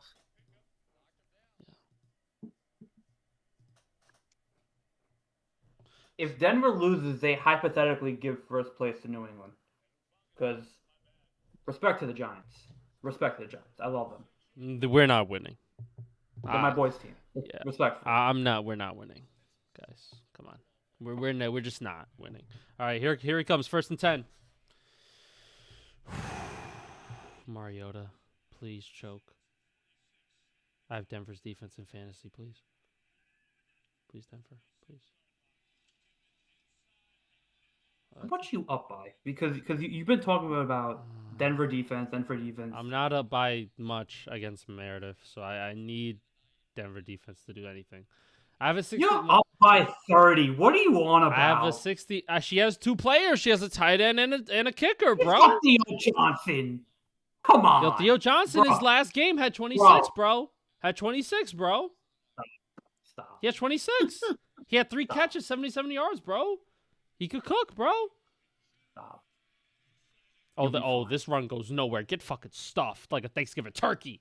Talk about it. Jess, what'd you do in fantasy this week? Let's talk about it. What'd you do in fantasy?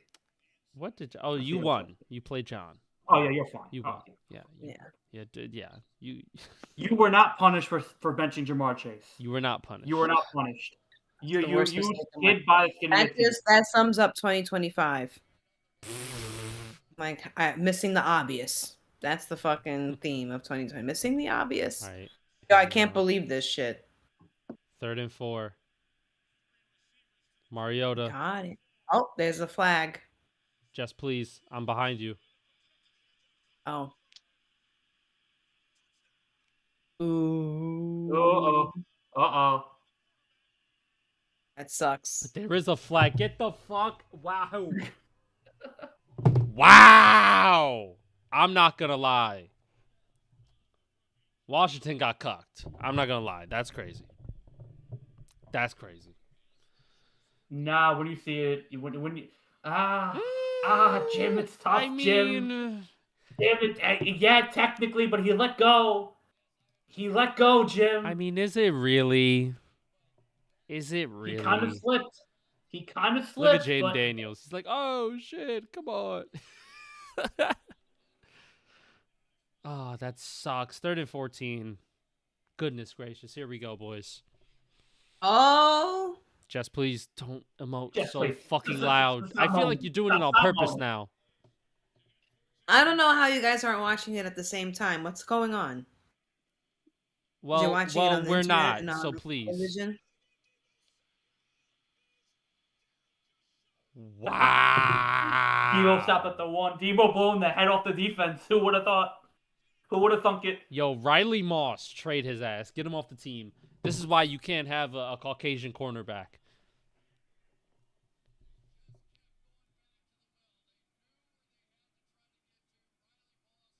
It's funny because Jess is ahead of me. I'm ahead of Lewis. Lewis is behind both of us. That's right. So just let me fucking rock. I'm on YouTube TV right now. I'm cooking.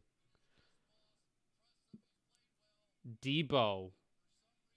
Why did he stop? Why did Riley Moss just like stop running for like a split second? Why did he stop? Did he think Debo was just gonna stop too? Wow.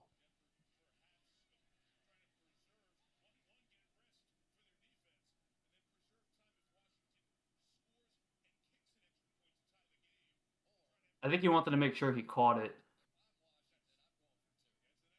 Might have been on their throne.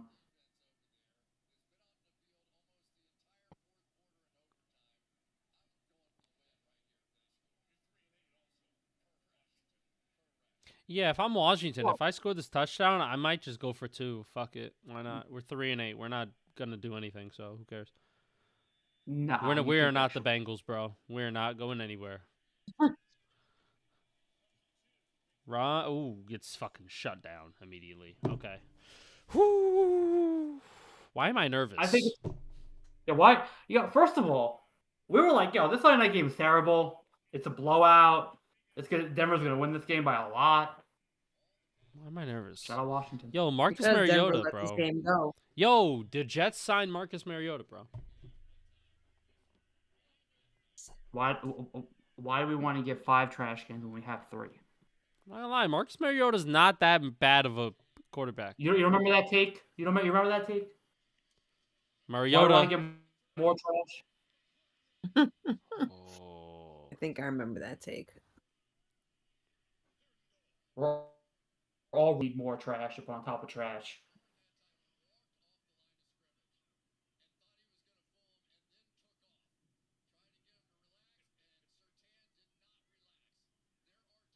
Third and goal. Shout out Dan Quinn. All right, guys, please don't react too fucking loud. Please, I'm behind. Jess.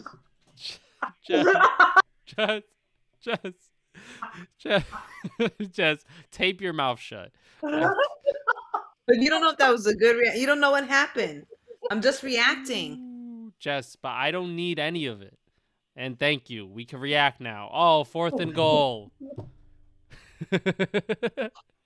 Please don't react. Yeah, it came right after I said it mad nicely. Hey, can we just please? Okay, here we go. Here we go. Look, I'm covering my face.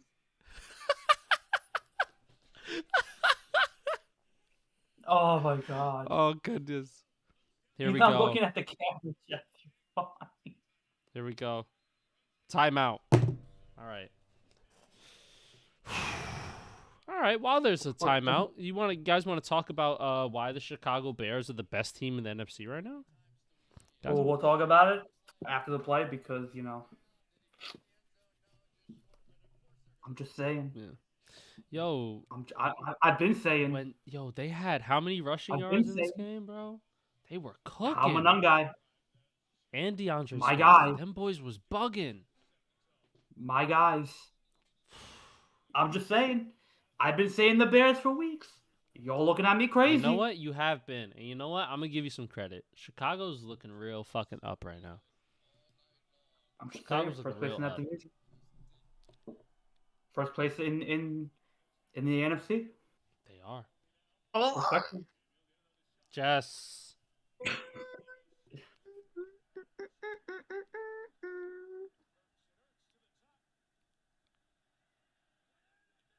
All right, Marcus Mariota looks. Wow. Terry McLaurin. Wow. We're going for two. Oh my god, they're going for two. They're going for two. We're going for two. Everyone shut the fuck up. Going for two. You guys may be ahead of me. Am I? Nah, Mariota went like that. That means we're going for 2. We're going for two. Oh, okay. Look, I'm covering my face. Thank you, Jess. Oh, wow. What a tight. Oh my gosh, shout out Dan Quinn. Dan Quinn's a Chad.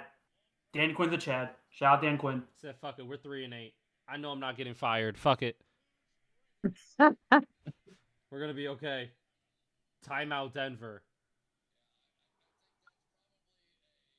Yo, Sean Payton is sweating. Dan Quinn not giving a fuck right now, bro.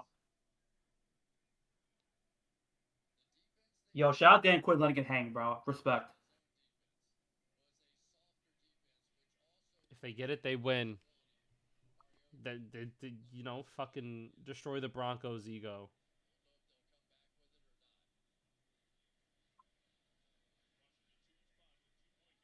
Yo, any given Sunday, bro.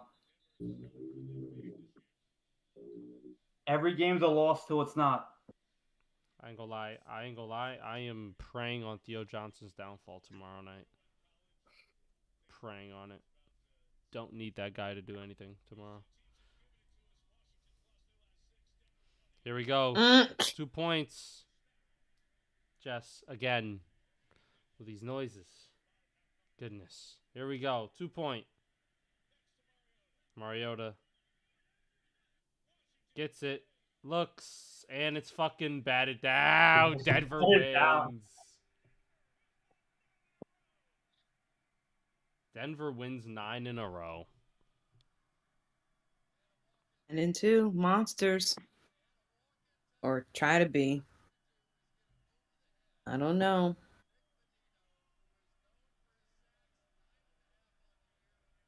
Look at Mariota, man, with those grays. Man. Yo. Get him on the Jets, bro. He'd be better than fucking Justin Fields by a mile, bro. Get him on the Jets, bro. Get Fred Mendoza, and then get Mariota as your backup. Chef's kiss. Perfect. If Mendoza comes out this year, he might not, but we'll see.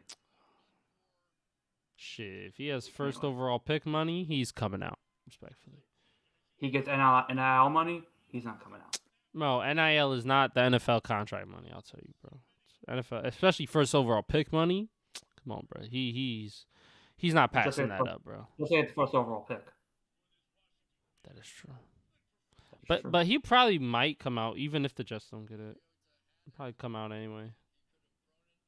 Let's talk about the Bears real quick. Let's fucking talk about the Bears. They talk about the Bears. They kind of like thrashed the Eagles on the ground for like 265 rush yards.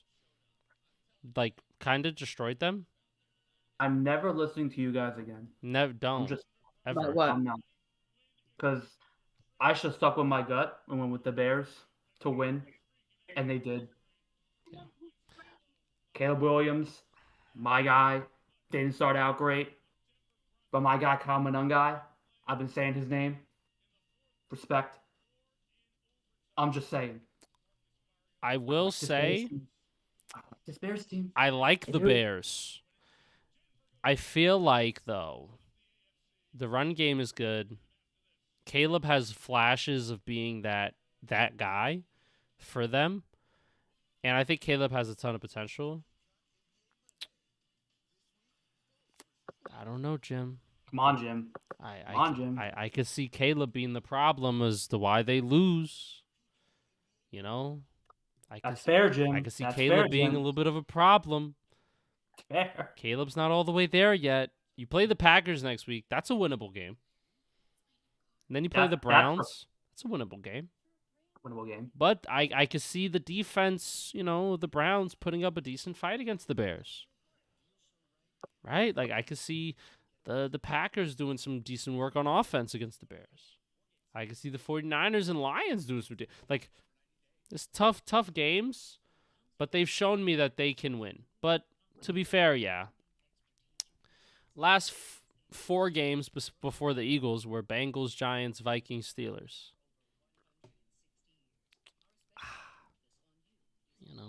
Granted, Eagles is a good win, and you are winning. So you know what? Yeah, fuck it. Bears up, bro. I don't know what they do for their logo, but paw, like bear claw. I don't fucking know. Like whatever. Yeah. Bears down. Bear down. I'm here. I'm with you. The running game is spectacular, and the defense plays pretty well. I mean, look, I think that defense is a little bit better than meh. I don't think it's great, but I think it's pretty good. They create a lot of turnovers. I think Ben Johnson was the right coach that they hired. He's brought on a new scheme. It's not necessarily a pass-heavy scheme like we thought it was going to be. It's a lot of runs. That's what made him great in Detroit. I think Caleb Williams has done a great job. And look, I think the Eagles have problems. I don't think this was, I think part of it was the Bears were good, and part of it was that the Eagles were bad. Because there are times in the Eagle game where they just looked completely lifeless. And they had plenty of opportunities in this game. They just did nothing with it. But I think the Bears took their opportunity. They knew what they had to do, and they executed, and they won. I think that's been their marker. They know they're starting to learn how to win games that they shouldn't be in. And we could say they're close games, but they're winning, and you have to learn how to win before you can, start actually being an elite team. So once you learn how to win and you get that feeling, get that understanding, then you can start, taking that next step. So I think they know what their identity is. They know how to win games. They know how they're going to win games through their run game. Their O-line has been great. They've been building that O-line up for a long time. We talked about in the offseason, too, how good that O-line is. So it really shouldn't be a surprise. And look, they're first place in the division. They play the Packers twice still. 2 tough games. Those are going to be big marquee games. They play the Lions still, another big division game. So it's not necessarily, over yet, but they're in a good position. And they're first place in the NFC because the Rams lost today. So Bears are right now the top team in the NFC. They're first place in the NFC? Yeah, because they don't hold. I think the Rams don't hold a tiebreaker over them. Yo. So. Oh my gosh, they are. Bear up. I've been saying them for about 4 weeks now. Y'all looking at me crazy? Bear up. Bear down. Pause out. I don't know what they say. And Mike Ditka, we believe. The Bears. Bro, the NFC West is stacked. Wow. Look at that. The NFC West is the real stacked division. I think we got to start talking about it. Not the NFC North. Fuck that. To do with the Packers. Man, this is crazy awesome. Who would have thought the Bears would be number 1? Getting a fucking first round bye if everything goes well and they stay this way. Who would have thought? Not Good, better, best. Good, better, best. Maybe Ben Johnson. The Bears are better than the Lions right now. Isn't that crazy? Nobody would have thought that. I think you're starting to see what the Lions really miss, and that's their OCs. I think Aaron Glenn had a really good defensive game plan that they haven't been able to accomplish, and Ben Johnson had all his pieces in Detroit, and they made it work. I think you're starting to see a lot of similarities with this Bears offense and that old Lions offense. They have an elite run game that's 2 running backs and DeAndre Swift and Calvin Guy. They have their quarterback who's not too pass heavy, so you don't got to rely on him to make you win a game. And you have a stud receiver in DJ Moore. Could it be better? Sure, but you have DJ Moore has been a good receiver. So you have and your O-line is fantastic. So you have a very similar offense. Yeah. A very similar team that the Lions were last year to this Bears team. Ben Johnson just brought that over. And, they're not 1-for-1 pieces, but they're very similar. And if they could run the ball like they did against the Eagles, my God, who's stopping them? I'm just saying. Not the Eagles. Not many people are stopping them. Now the Eagles. What the fuck do we do here? What do we do with Philadelphia, guys? They did not look good against the Bears. Their offense is lifeless. I think we got to fire the OC. We have to. At this point. They are slowly on their way to imploding. Yeah. This has been a very slow death. They've covered up by winning, but this is a very slow death. Their defense is really good. This offense should not be putting up 15 points against the Bears. Respectfully. And Saquon Barkley can't get anything going on the ground, man. And it comes down to the play calling at this point. I truly believe it. Because, there are specific times when they run the ball. They run the ball on first down and second down, and they always fucking run the same fucking plays. There's never any intricacies. It's not creative. It's stale. It's bland. It's just not. It's predictable. It just is. It's predictable offense, and they're so inconsistent with the receivers getting involved and Jalen Hurts, right? He's had a pretty decent year so far, like 19 touchdowns, 2 interceptions. It's pretty good. Anybody would like to have those stats, but when you couple it with the offensive inconsistencies, is it really that good? It's not. And granted, it's great you're not turning the ball over. It's awesome. I love that for you. But when this offense is supposed to be as prolific as it was last year, and it's not even close to living up to the same breadth of what it was last year, why, if you were in the playoffs, why would I even think about picking you? Wouldn't even come close. They're not better than the Rams right now. They're not better than the Bears right now. They're not better than a handful of teams right now. I think the Seahawks give them good work. I think the Packers and the 49ers could give them good work. You know what I mean? Like, there are some matchups here that if they go along with it, pretty tough. Tough, that. Just saying. So Kevin Patullo is the offensive coordinator, right? Fire him now. It's his first year as offensive coordinator. Kill him in a video game. I think I can see a pattern as to why the Eagles are the way they are. Talk to me. So his first NFL job was he was the Chiefs' offensive quality coach. Then he went to the Bills for a couple of years, became the Bills' assistant wide receiver coach as well as the offensive quality coach. Went to the Titans, was the Titans assistant wide receiver coach. He was on the Jets, crazy enough. He was the Jets quarterback coach for 2 years. Went to Texas A&M. Then he went to the Colts. He was the Colts wide receiver coach. Then he became the Colts pass game specialist. Then he went to the Eagles in 2021. He's been the pass game coordinator for the past 4 years as the Eagles pass game coordinator. And in 2023 and 2024, this is crazy to me. I didn't realize this. In 2023 and 2024, he was the associate head coach and the pass game coordinator. Now, normally, associate head coach is a title given to, a different coordinator or like a secondary head coach, right? He was the associate head coach and the pass game coordinator.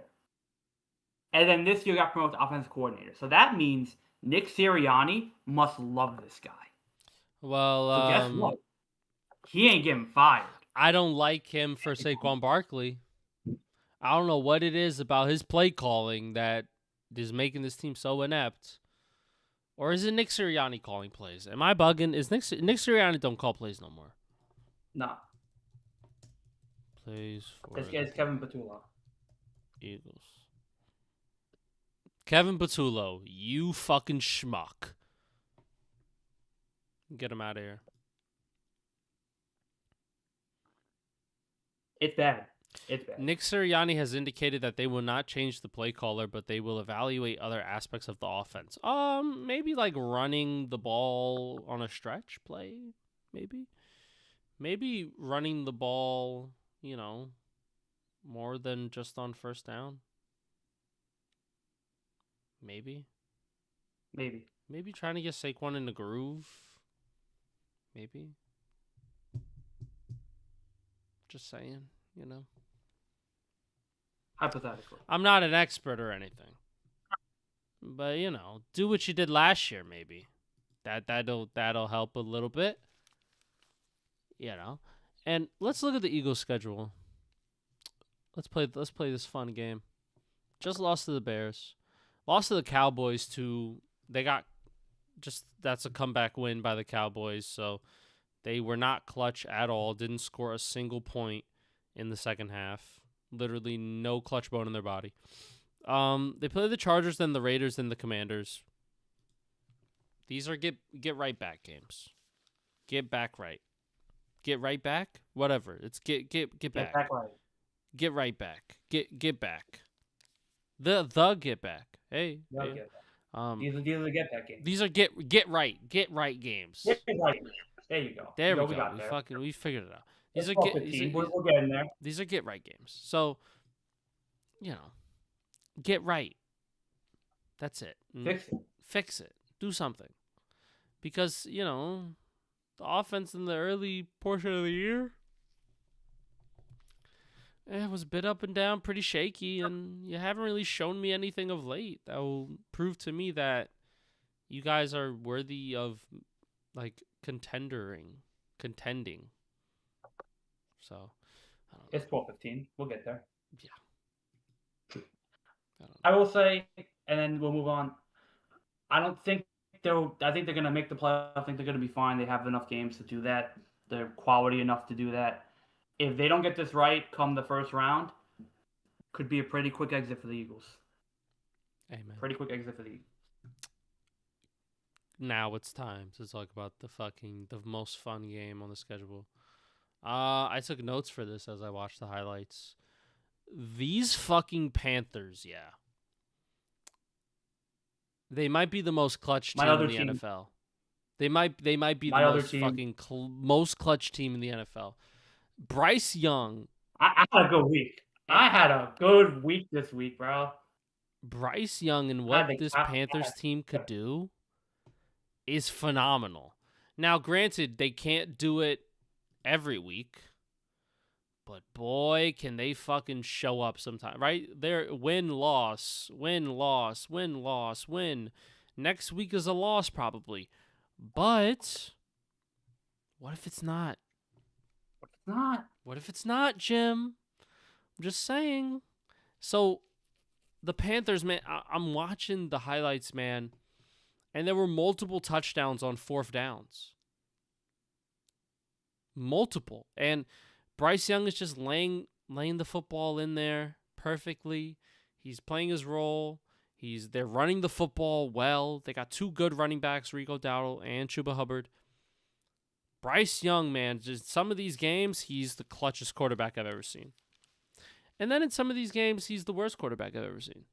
So there's really no in between. He's either prime Patrick Mahomes or he's Ryan Leaf. Pick your poison. What do you want? I put him at 16 for a reason. Yeah, he's too inconsistent to be top 16, but, you know, I like the vision. I like the vision that you were on. Am I wrong so far? Yes. Am I wrong so far? You are. Because he's shown flashes. But then the consistency needs to be there. Even when you lose, you still look good. But when they lose, he does not look good at all. The offense doesn't look good at all. Fuck, the team don't look good at all. The coach, nobody looks good. But they beat the Rams, man, and wow. Losing to the Saints and then beating the Rams. How? You know what I mean? Like, just how? I like this Panthers team. They show up in clutch moments when they need to sometimes, and it's really fun to watch. And they make big plays happen. So, shout out to the Panthers. Anybody else? What can I say about my boys? I my boys in Dallas, my boys in Carolina, my boys in Chicago, and my boys in New York. We're all up this week. What can I say? We're all up. There you go. That's right. Man, Congratulations. Shout out to Bryce. You're smarter than everyone. I know. He is, genius. bro. He is. He's smart. He's a smart cupcake, yo. I'm just saying. But I think it's a great win by the Panthers. They just continue to roll. I like a lot of aspects of this team. I think their defense is really good. I think they're really good in their division. The Bucs are sputtering. So I can see them taking over that division. I probably don't see them doing well in the playoffs. I'll say that, but I think they have the team to get there. I think the Rams just had a bad week. It happens. It's the NFL. This year especially, it's the NFL. Everyone's gonna have a bad week eventually. So I'm not worried about them. They still have their guys. Nobody really got hurt, so they'll be fine. It's a tough cross country road trip. Tough. They'll be fine. They'll move on to next week. So. And also, this Panthers defense was also really clutch, right? Forcing 3 turnovers against Stafford, right? 2 picks and a fumble really late in the game to really seal it. it was just very crucial and needed, right? The first interception, right, really wasn't Stafford's fault, right? Got batted up in the air, boom, gets picked, right? You'll live with that as a quarterback. You'll be like, bad luck, is what it is. The next pick that he threw, just behind Puka Nacua, just behind him, and then it's returned for a touchdown, right? You cannot give, when it comes to a team that's so hot and cold, you could be on the receiving end of that hot water, and it's not fun. Not fun to get touched by that. So, shout out to the Panthers defense. They did a real good job of forcing Matthew Stafford into tough positions, right? They did give up points. They're not perfect, but when it matters most, when they need big plays, they somehow get it sometimes. Not all the time, but sometimes. And that may be all they need for this fucking NFC South. A nightmare. What a nightmare, dude. You know what else is a nightmare? Lane fucking Kiffin. Oh, wait. We have to talk about it. My Jet hot take real quick. Oh, yes. Please. Go. Talk to me. My Jet hot take. They won today. They beat the Falcons 27-24. Shout out Nick Folk. Game-winning field goal. I've done a 180. I think Aaron Glenn's the guy. I think Aaron Glenn's the coach. Well, I never said he... Wait, did I ever say he was not the guy? I don't think I ever said he was not the guy. So we have to win first, and then I'll be able to say if he's the guy. I think he's the guy. I think... I'm not saying this because we won. I'm saying for the... Why else would you say it? What happened? I said, why else would you say it then? I'm looking at the past couple of weeks. And I'm looking at the past couple of results, and the wins aren't there. But the games are there, and the game plan is there. And if this was the team of a couple of years ago, I straight up don't think we win this game. Straight up. I think this team looks lifeless and dead and boring, and they look non-competitive, and they really don't want to be there anymore. It was cold. It was raining. It was New Jersey weather, and this team showed up and played hard. And I can't say a lot of past Jet teams would do that. They had a good game plan against the Ravens. It's the Ravens. The Patriots are the Patriots. They beat the Browns after a bye. That never happens. They beat the Bengals before that.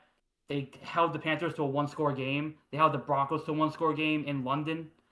So the past couple of results, while not showing wins, are showing effort and showing passion.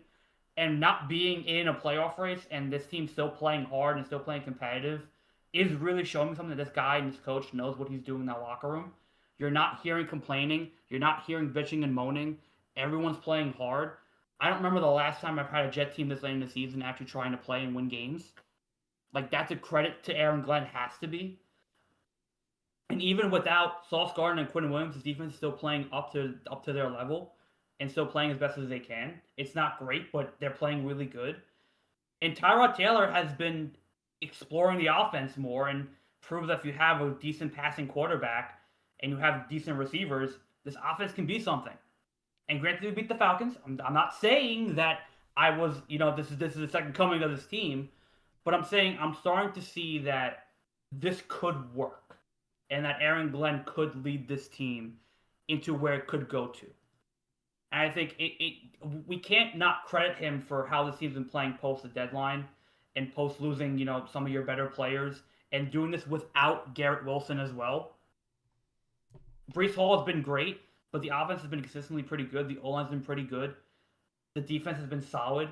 So, to me, I really am starting to believe in Aaron Glenn. I think he's saying the right things. He's really putting himself out there. He's having this team play hard late into the year when it's dead, when it's cold and raining and terrible.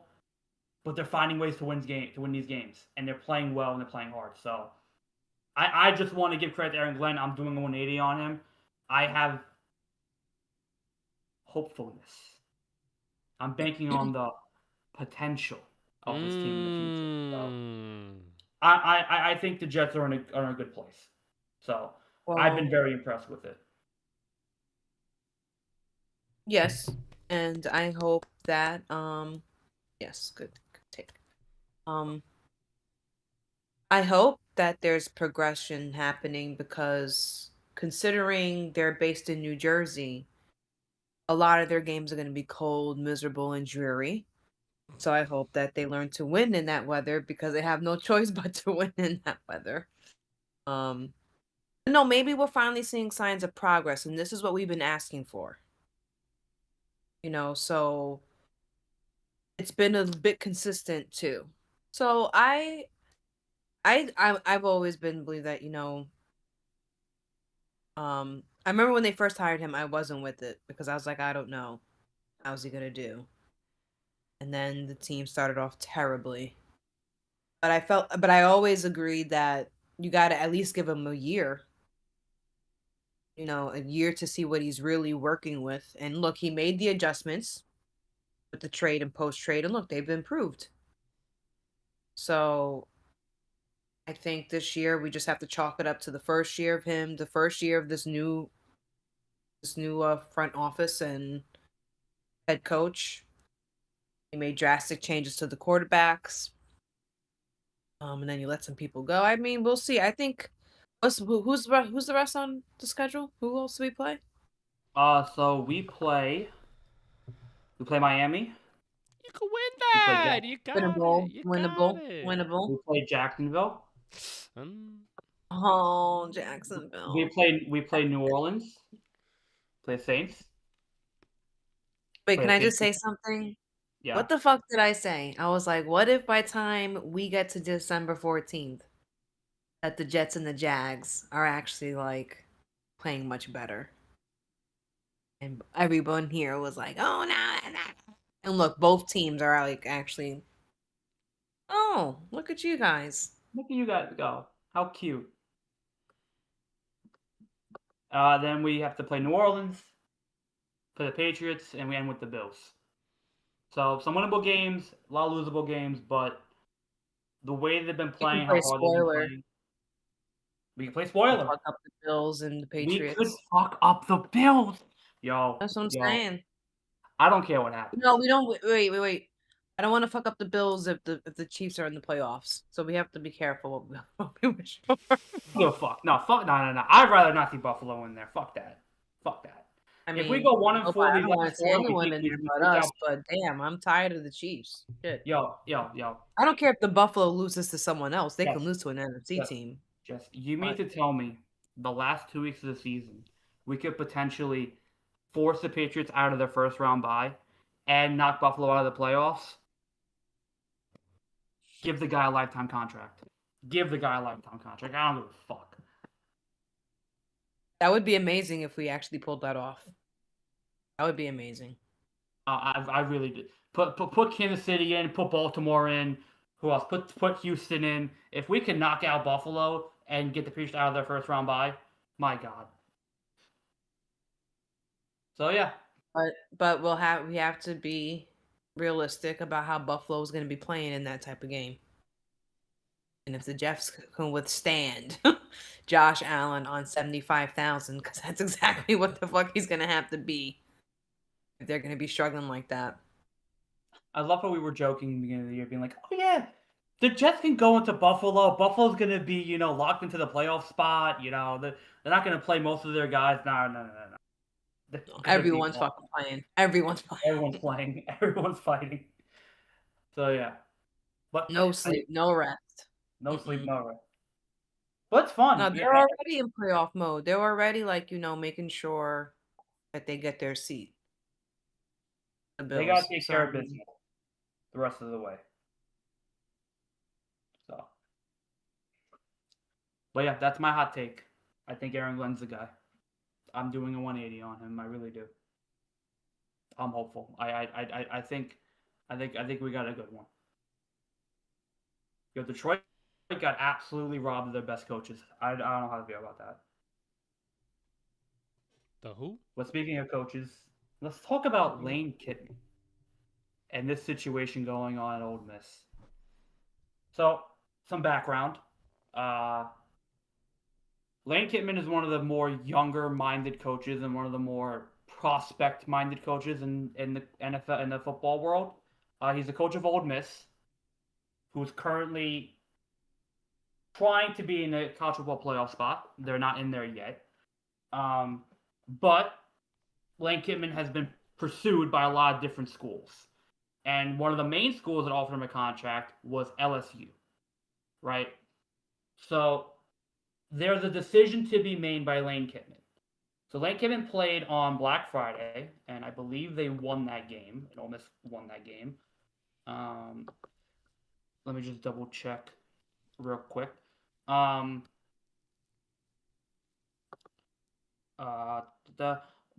they played on Black Friday. Once it starts to load. No. Please hold. I got you. Please hold. I got you. ESPN, please. Please. Yes, they won on Friday. They beat they played Mississippi State. Mississippi State, yeah. So what that means is that they are potentially lined up to be in the college football playoffs. So Lane Kiffin went to Ole Miss on Saturday and was like, okay, I'm going to give you guys my decision soon, right? I'm going to give you my decision today on Saturday. So the deadline supposedly was 1 o'clock. And that got pushed back to 4 o'clock. And that got pushed back to 7 o'clock. And eventually, to nobody's surprise, it became known that he was going to wait to announce his decision until after the Alabama-Auburn game. Because if Alabama won that game, Alabama would play for the SEC championship game, and Ole Miss wouldn't. Ole Miss would finish third, Alabama finished second, Georgia finishing first. So because Alabama won, Ole Miss is not going to play next week, and not going to play in the title game. So because of that, after that, Lane Kiffin was like, okay, guys, I'm going to LSU. So Ole Miss responded by being like, okay, goodbye, bro. And Lane Kiffin was like, wait. I still want to be here. I want to coach this team. I want to coach this team to the playoffs. I want to, help this team to the playoffs. And Ole Miss was like, no, bro. You want to go? You can go. So Lane Kiffin was like, okay, I'm taking my coaches with me. I'm taking my boys with me. So the report is that he said today that we're going to have a team meeting. I'm going to address the situation at 10 o'clock. There was no team meeting today. They walked Lane Kiffin out the door. And Lane Kiffin basically said to his coaching staff, either you guys get on the plane with me to Baton Rouge, or you're not coming with me at all. So the coaching staff was like, we're not going with you, bro. We want to coach the team in the playoffs. Go have fun now with you. So Lane Kiffin basically destroyed his entire relationship with Ole Miss in a matter of 48 hours because he wanted to coach LSU and not coach Ole Miss. But he wanted to coach Ole Miss because they're a playoff team. So Lane Kiffin just destroyed any relationship he had with his former alma mater in 48 hours. It's one of the craziest coaching stories out there right now. And the brother just does not care. Chad. Yeah. Fuck. But I feel like I don't know how much easier he thinks it's going to be fucking coaching LSU. That shit is no walk in the park. That shit, and it's LSU. I understand why he would rather prefer to coach at LSU, but it's like, bro, that's a different type of Ole Miss is Ole Miss, but it's not even. They haven't even had the same success in recent years. Right. So it's like well, I don't know if that's good behavior to bring to LSU. Like, considering LSU will fire your ass if you don't bring him to the fucking playoffs next year. I mean, I don't know. I mean, that is wild. That is a wild. But college football is a beast of its own. That's that's a wild story. Hey, college football is done. We have one more week left. It's championship Sunday, championship Saturday next week. He must have had bad relationships already with the athletic department. They did not like him. I guess not. They didn't like the situation because they knew that he might go, but he wasn't saying anything to them. That's also part of the reason. So, Yeah. But there's also the potential that Ole Miss might not make the playoffs because if Alabama, if certain things go their way and certain results go a certain way, Alabama could win the SEC. Georgia gets bumped down, and they would knock out Ole Miss. And then Miami might get bumped in. Notre Dame might get bumped out if Miami goes in. Texas might go in. Notre Dame. The four teams that are like on the bubble would be like Ole Miss, Texas, Notre Dame, and Miami. So there's potential that Notre Dame might not make it. Potential. And we I'd don't be like devastated. that. We don't like that. Blame not having a conference to play in and not having the strength of schedule. Because Notre Dame picks their own schedule every year. And they pick teams that normally are not high ranked. That's true. Yeah, so I mean, yeah, fuck that. If you lose, you lose. I love you, Marcus Freeman, but strength of schedule matters here. That's right. And Matters. Lane Kiffin, yeah, he's like a winning coach. Like he like LSU is the program that it is because he was there. What they had 11-1, like they're really good. Mm-hmm. Like top 10 team in the rankings, like they're fantastic. I don't know why people are loving LSU so much. Maybe because they, it's easier to recruit. I guess has to be. I mean, yeah, they got more money. I mean, they have he'll be able to do whatever he wants.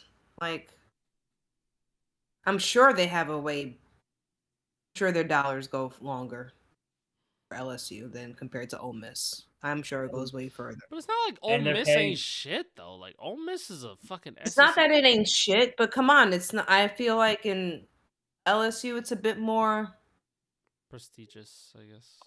It's prestigious. Revered. It's SEC. There's a bigger rivalry game there. The stadium's bigger. Death Valley. So it's just LSU. It's the atmosphere. It's one of the pedigree schools. But ever since they fired Coach O, it's been a black hole. That position. Every coach that's gone there since they fired Coach O after Joe Burrow left, after they won the national title, they've cursed that position. So he's taking on a big risk. Because he is. Like, I don't know if it was the best thing to leave Ole Miss. Like it's a situation of the grass is greener on the other side. That's how he's looking at it. But it's like sometimes the grass is greener where you water it. So and he watered the fuck out of Ole Miss. I'll tell you that. To let that translate, maybe. But it still gives me the ick considering how it ended with Ole Miss. Yeah. So it's like, I don't know if that's gonna help you. And yeah, you helped LSU before, like, I don't know. This whole situation gives me the ick. And that's what people are calling. They're calling him like a fucking slime ball. It's like, ooh. Like, ooh, this guy just fucking gets up and leave. What a fucking dirtbag. Well, it's not that he got up and left. He was like, "Oh, I'm leaving." No, but the timing is terrible. Yeah. Well, that's what makes it nasty. Ole Miss wanted this. They wanted a decision. They wanted to know what he was going to do, whether he was going to stay or he was going to go. They wanted a decision. They didn't want to leave it up to chance. So they gave him a decision. They were like, "Okay, you're not coaching the team anymore. Goodbye. We're not going to have you coach the team to the playoffs if you're not going to be here long term." So Ole Miss had that prerogative. And just like that, he's hoping that they miss the playoffs. There's no such thing as loyalty. Come on. We'll see what the committee does. It's going to be hard to punish them, but we'll see. Yeah, Lane Kiffin is projected to be like the next great head coaching prodigy. So we'll see what he does at LSU, because that still might be the case. Yeah. It's 2 hours and 14 minutes. Okay, we have time for one more story. Do you want a fun story, or do you want a story that could piss you off? She don't want none of it. What do you want? You want a fun story? Or you want a story to piss you off? Piss her off.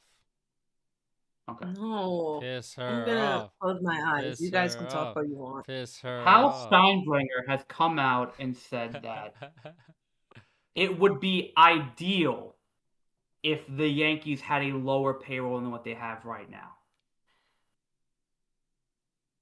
He went on to say that, he would like the payroll to be down a little bit from what it is right now and spend less money. Even though he is a glorified billionaire, his team is worth $10 George billion. Steinbrenner is rolling in his fucking grave right the fuck now. The franchise made $700 million last year. He wants a lower payroll. They charge How much $50 was the payroll parking. last year? $330 million. It's a lot. That is a lot, but you're the Yankees. So You're I the don't fucking understand what the Yankees. problem You is. pay that. What's wrong with him? Yo, Well, he's probably looking like, you know what? I'm the new era here of the Steinbrenners, and this shit is burning a hole in our pocket. We don't got the fucking championships to reflect it. It's been a long time, and we're always this close. No. Steinbrenner says that there is I don't think they should spend less, but I understand where this guy's coming from. But the thing is, you still can't do it. Steinbrenner believes that there is a weak correlation between spending the most money and winning championships. He That reiterated motherfucker wasn't around. he would consider Really? supporting a cap only if it accompanied by a floor. That's fair. I like a salary cap and all, but also a salary floor to like have teams actually put fucking money into their team and not just fucking be like, oh, we'll put like 65 million into our team and that's all I'm giving you because I have other side ventures. I'm a billionaire. Ha. You know what I mean? Like, That's the thing. He's like, we're wasting money here. I can put this money towards something else if we're not going to be winning. I honestly think if they would have made it through the World Series and won that World Series, he wouldn't have said that. He's frustrated. He's like, what the fuck? I'm paying all these people all this fucking money. You know what? You know what? That's fair. Fuck you. Fuck you. No, I agree. How about that? Pay. That's. I mean, as Pay baseball, since you have the privilege to pay whatever you want, pay whatever you can. Like you got it. You the Yankees. What? It's burning. Sell out. Wait, are you losing money? A hole in our pocket. Oh, I'm a billionaire. I'm so sad. I run an estate with $1 billion. Oh my God, it's burning a hole. You're fine. You're fine. I hate when rich motherfuckers be the most frugal ones. Like, shut up.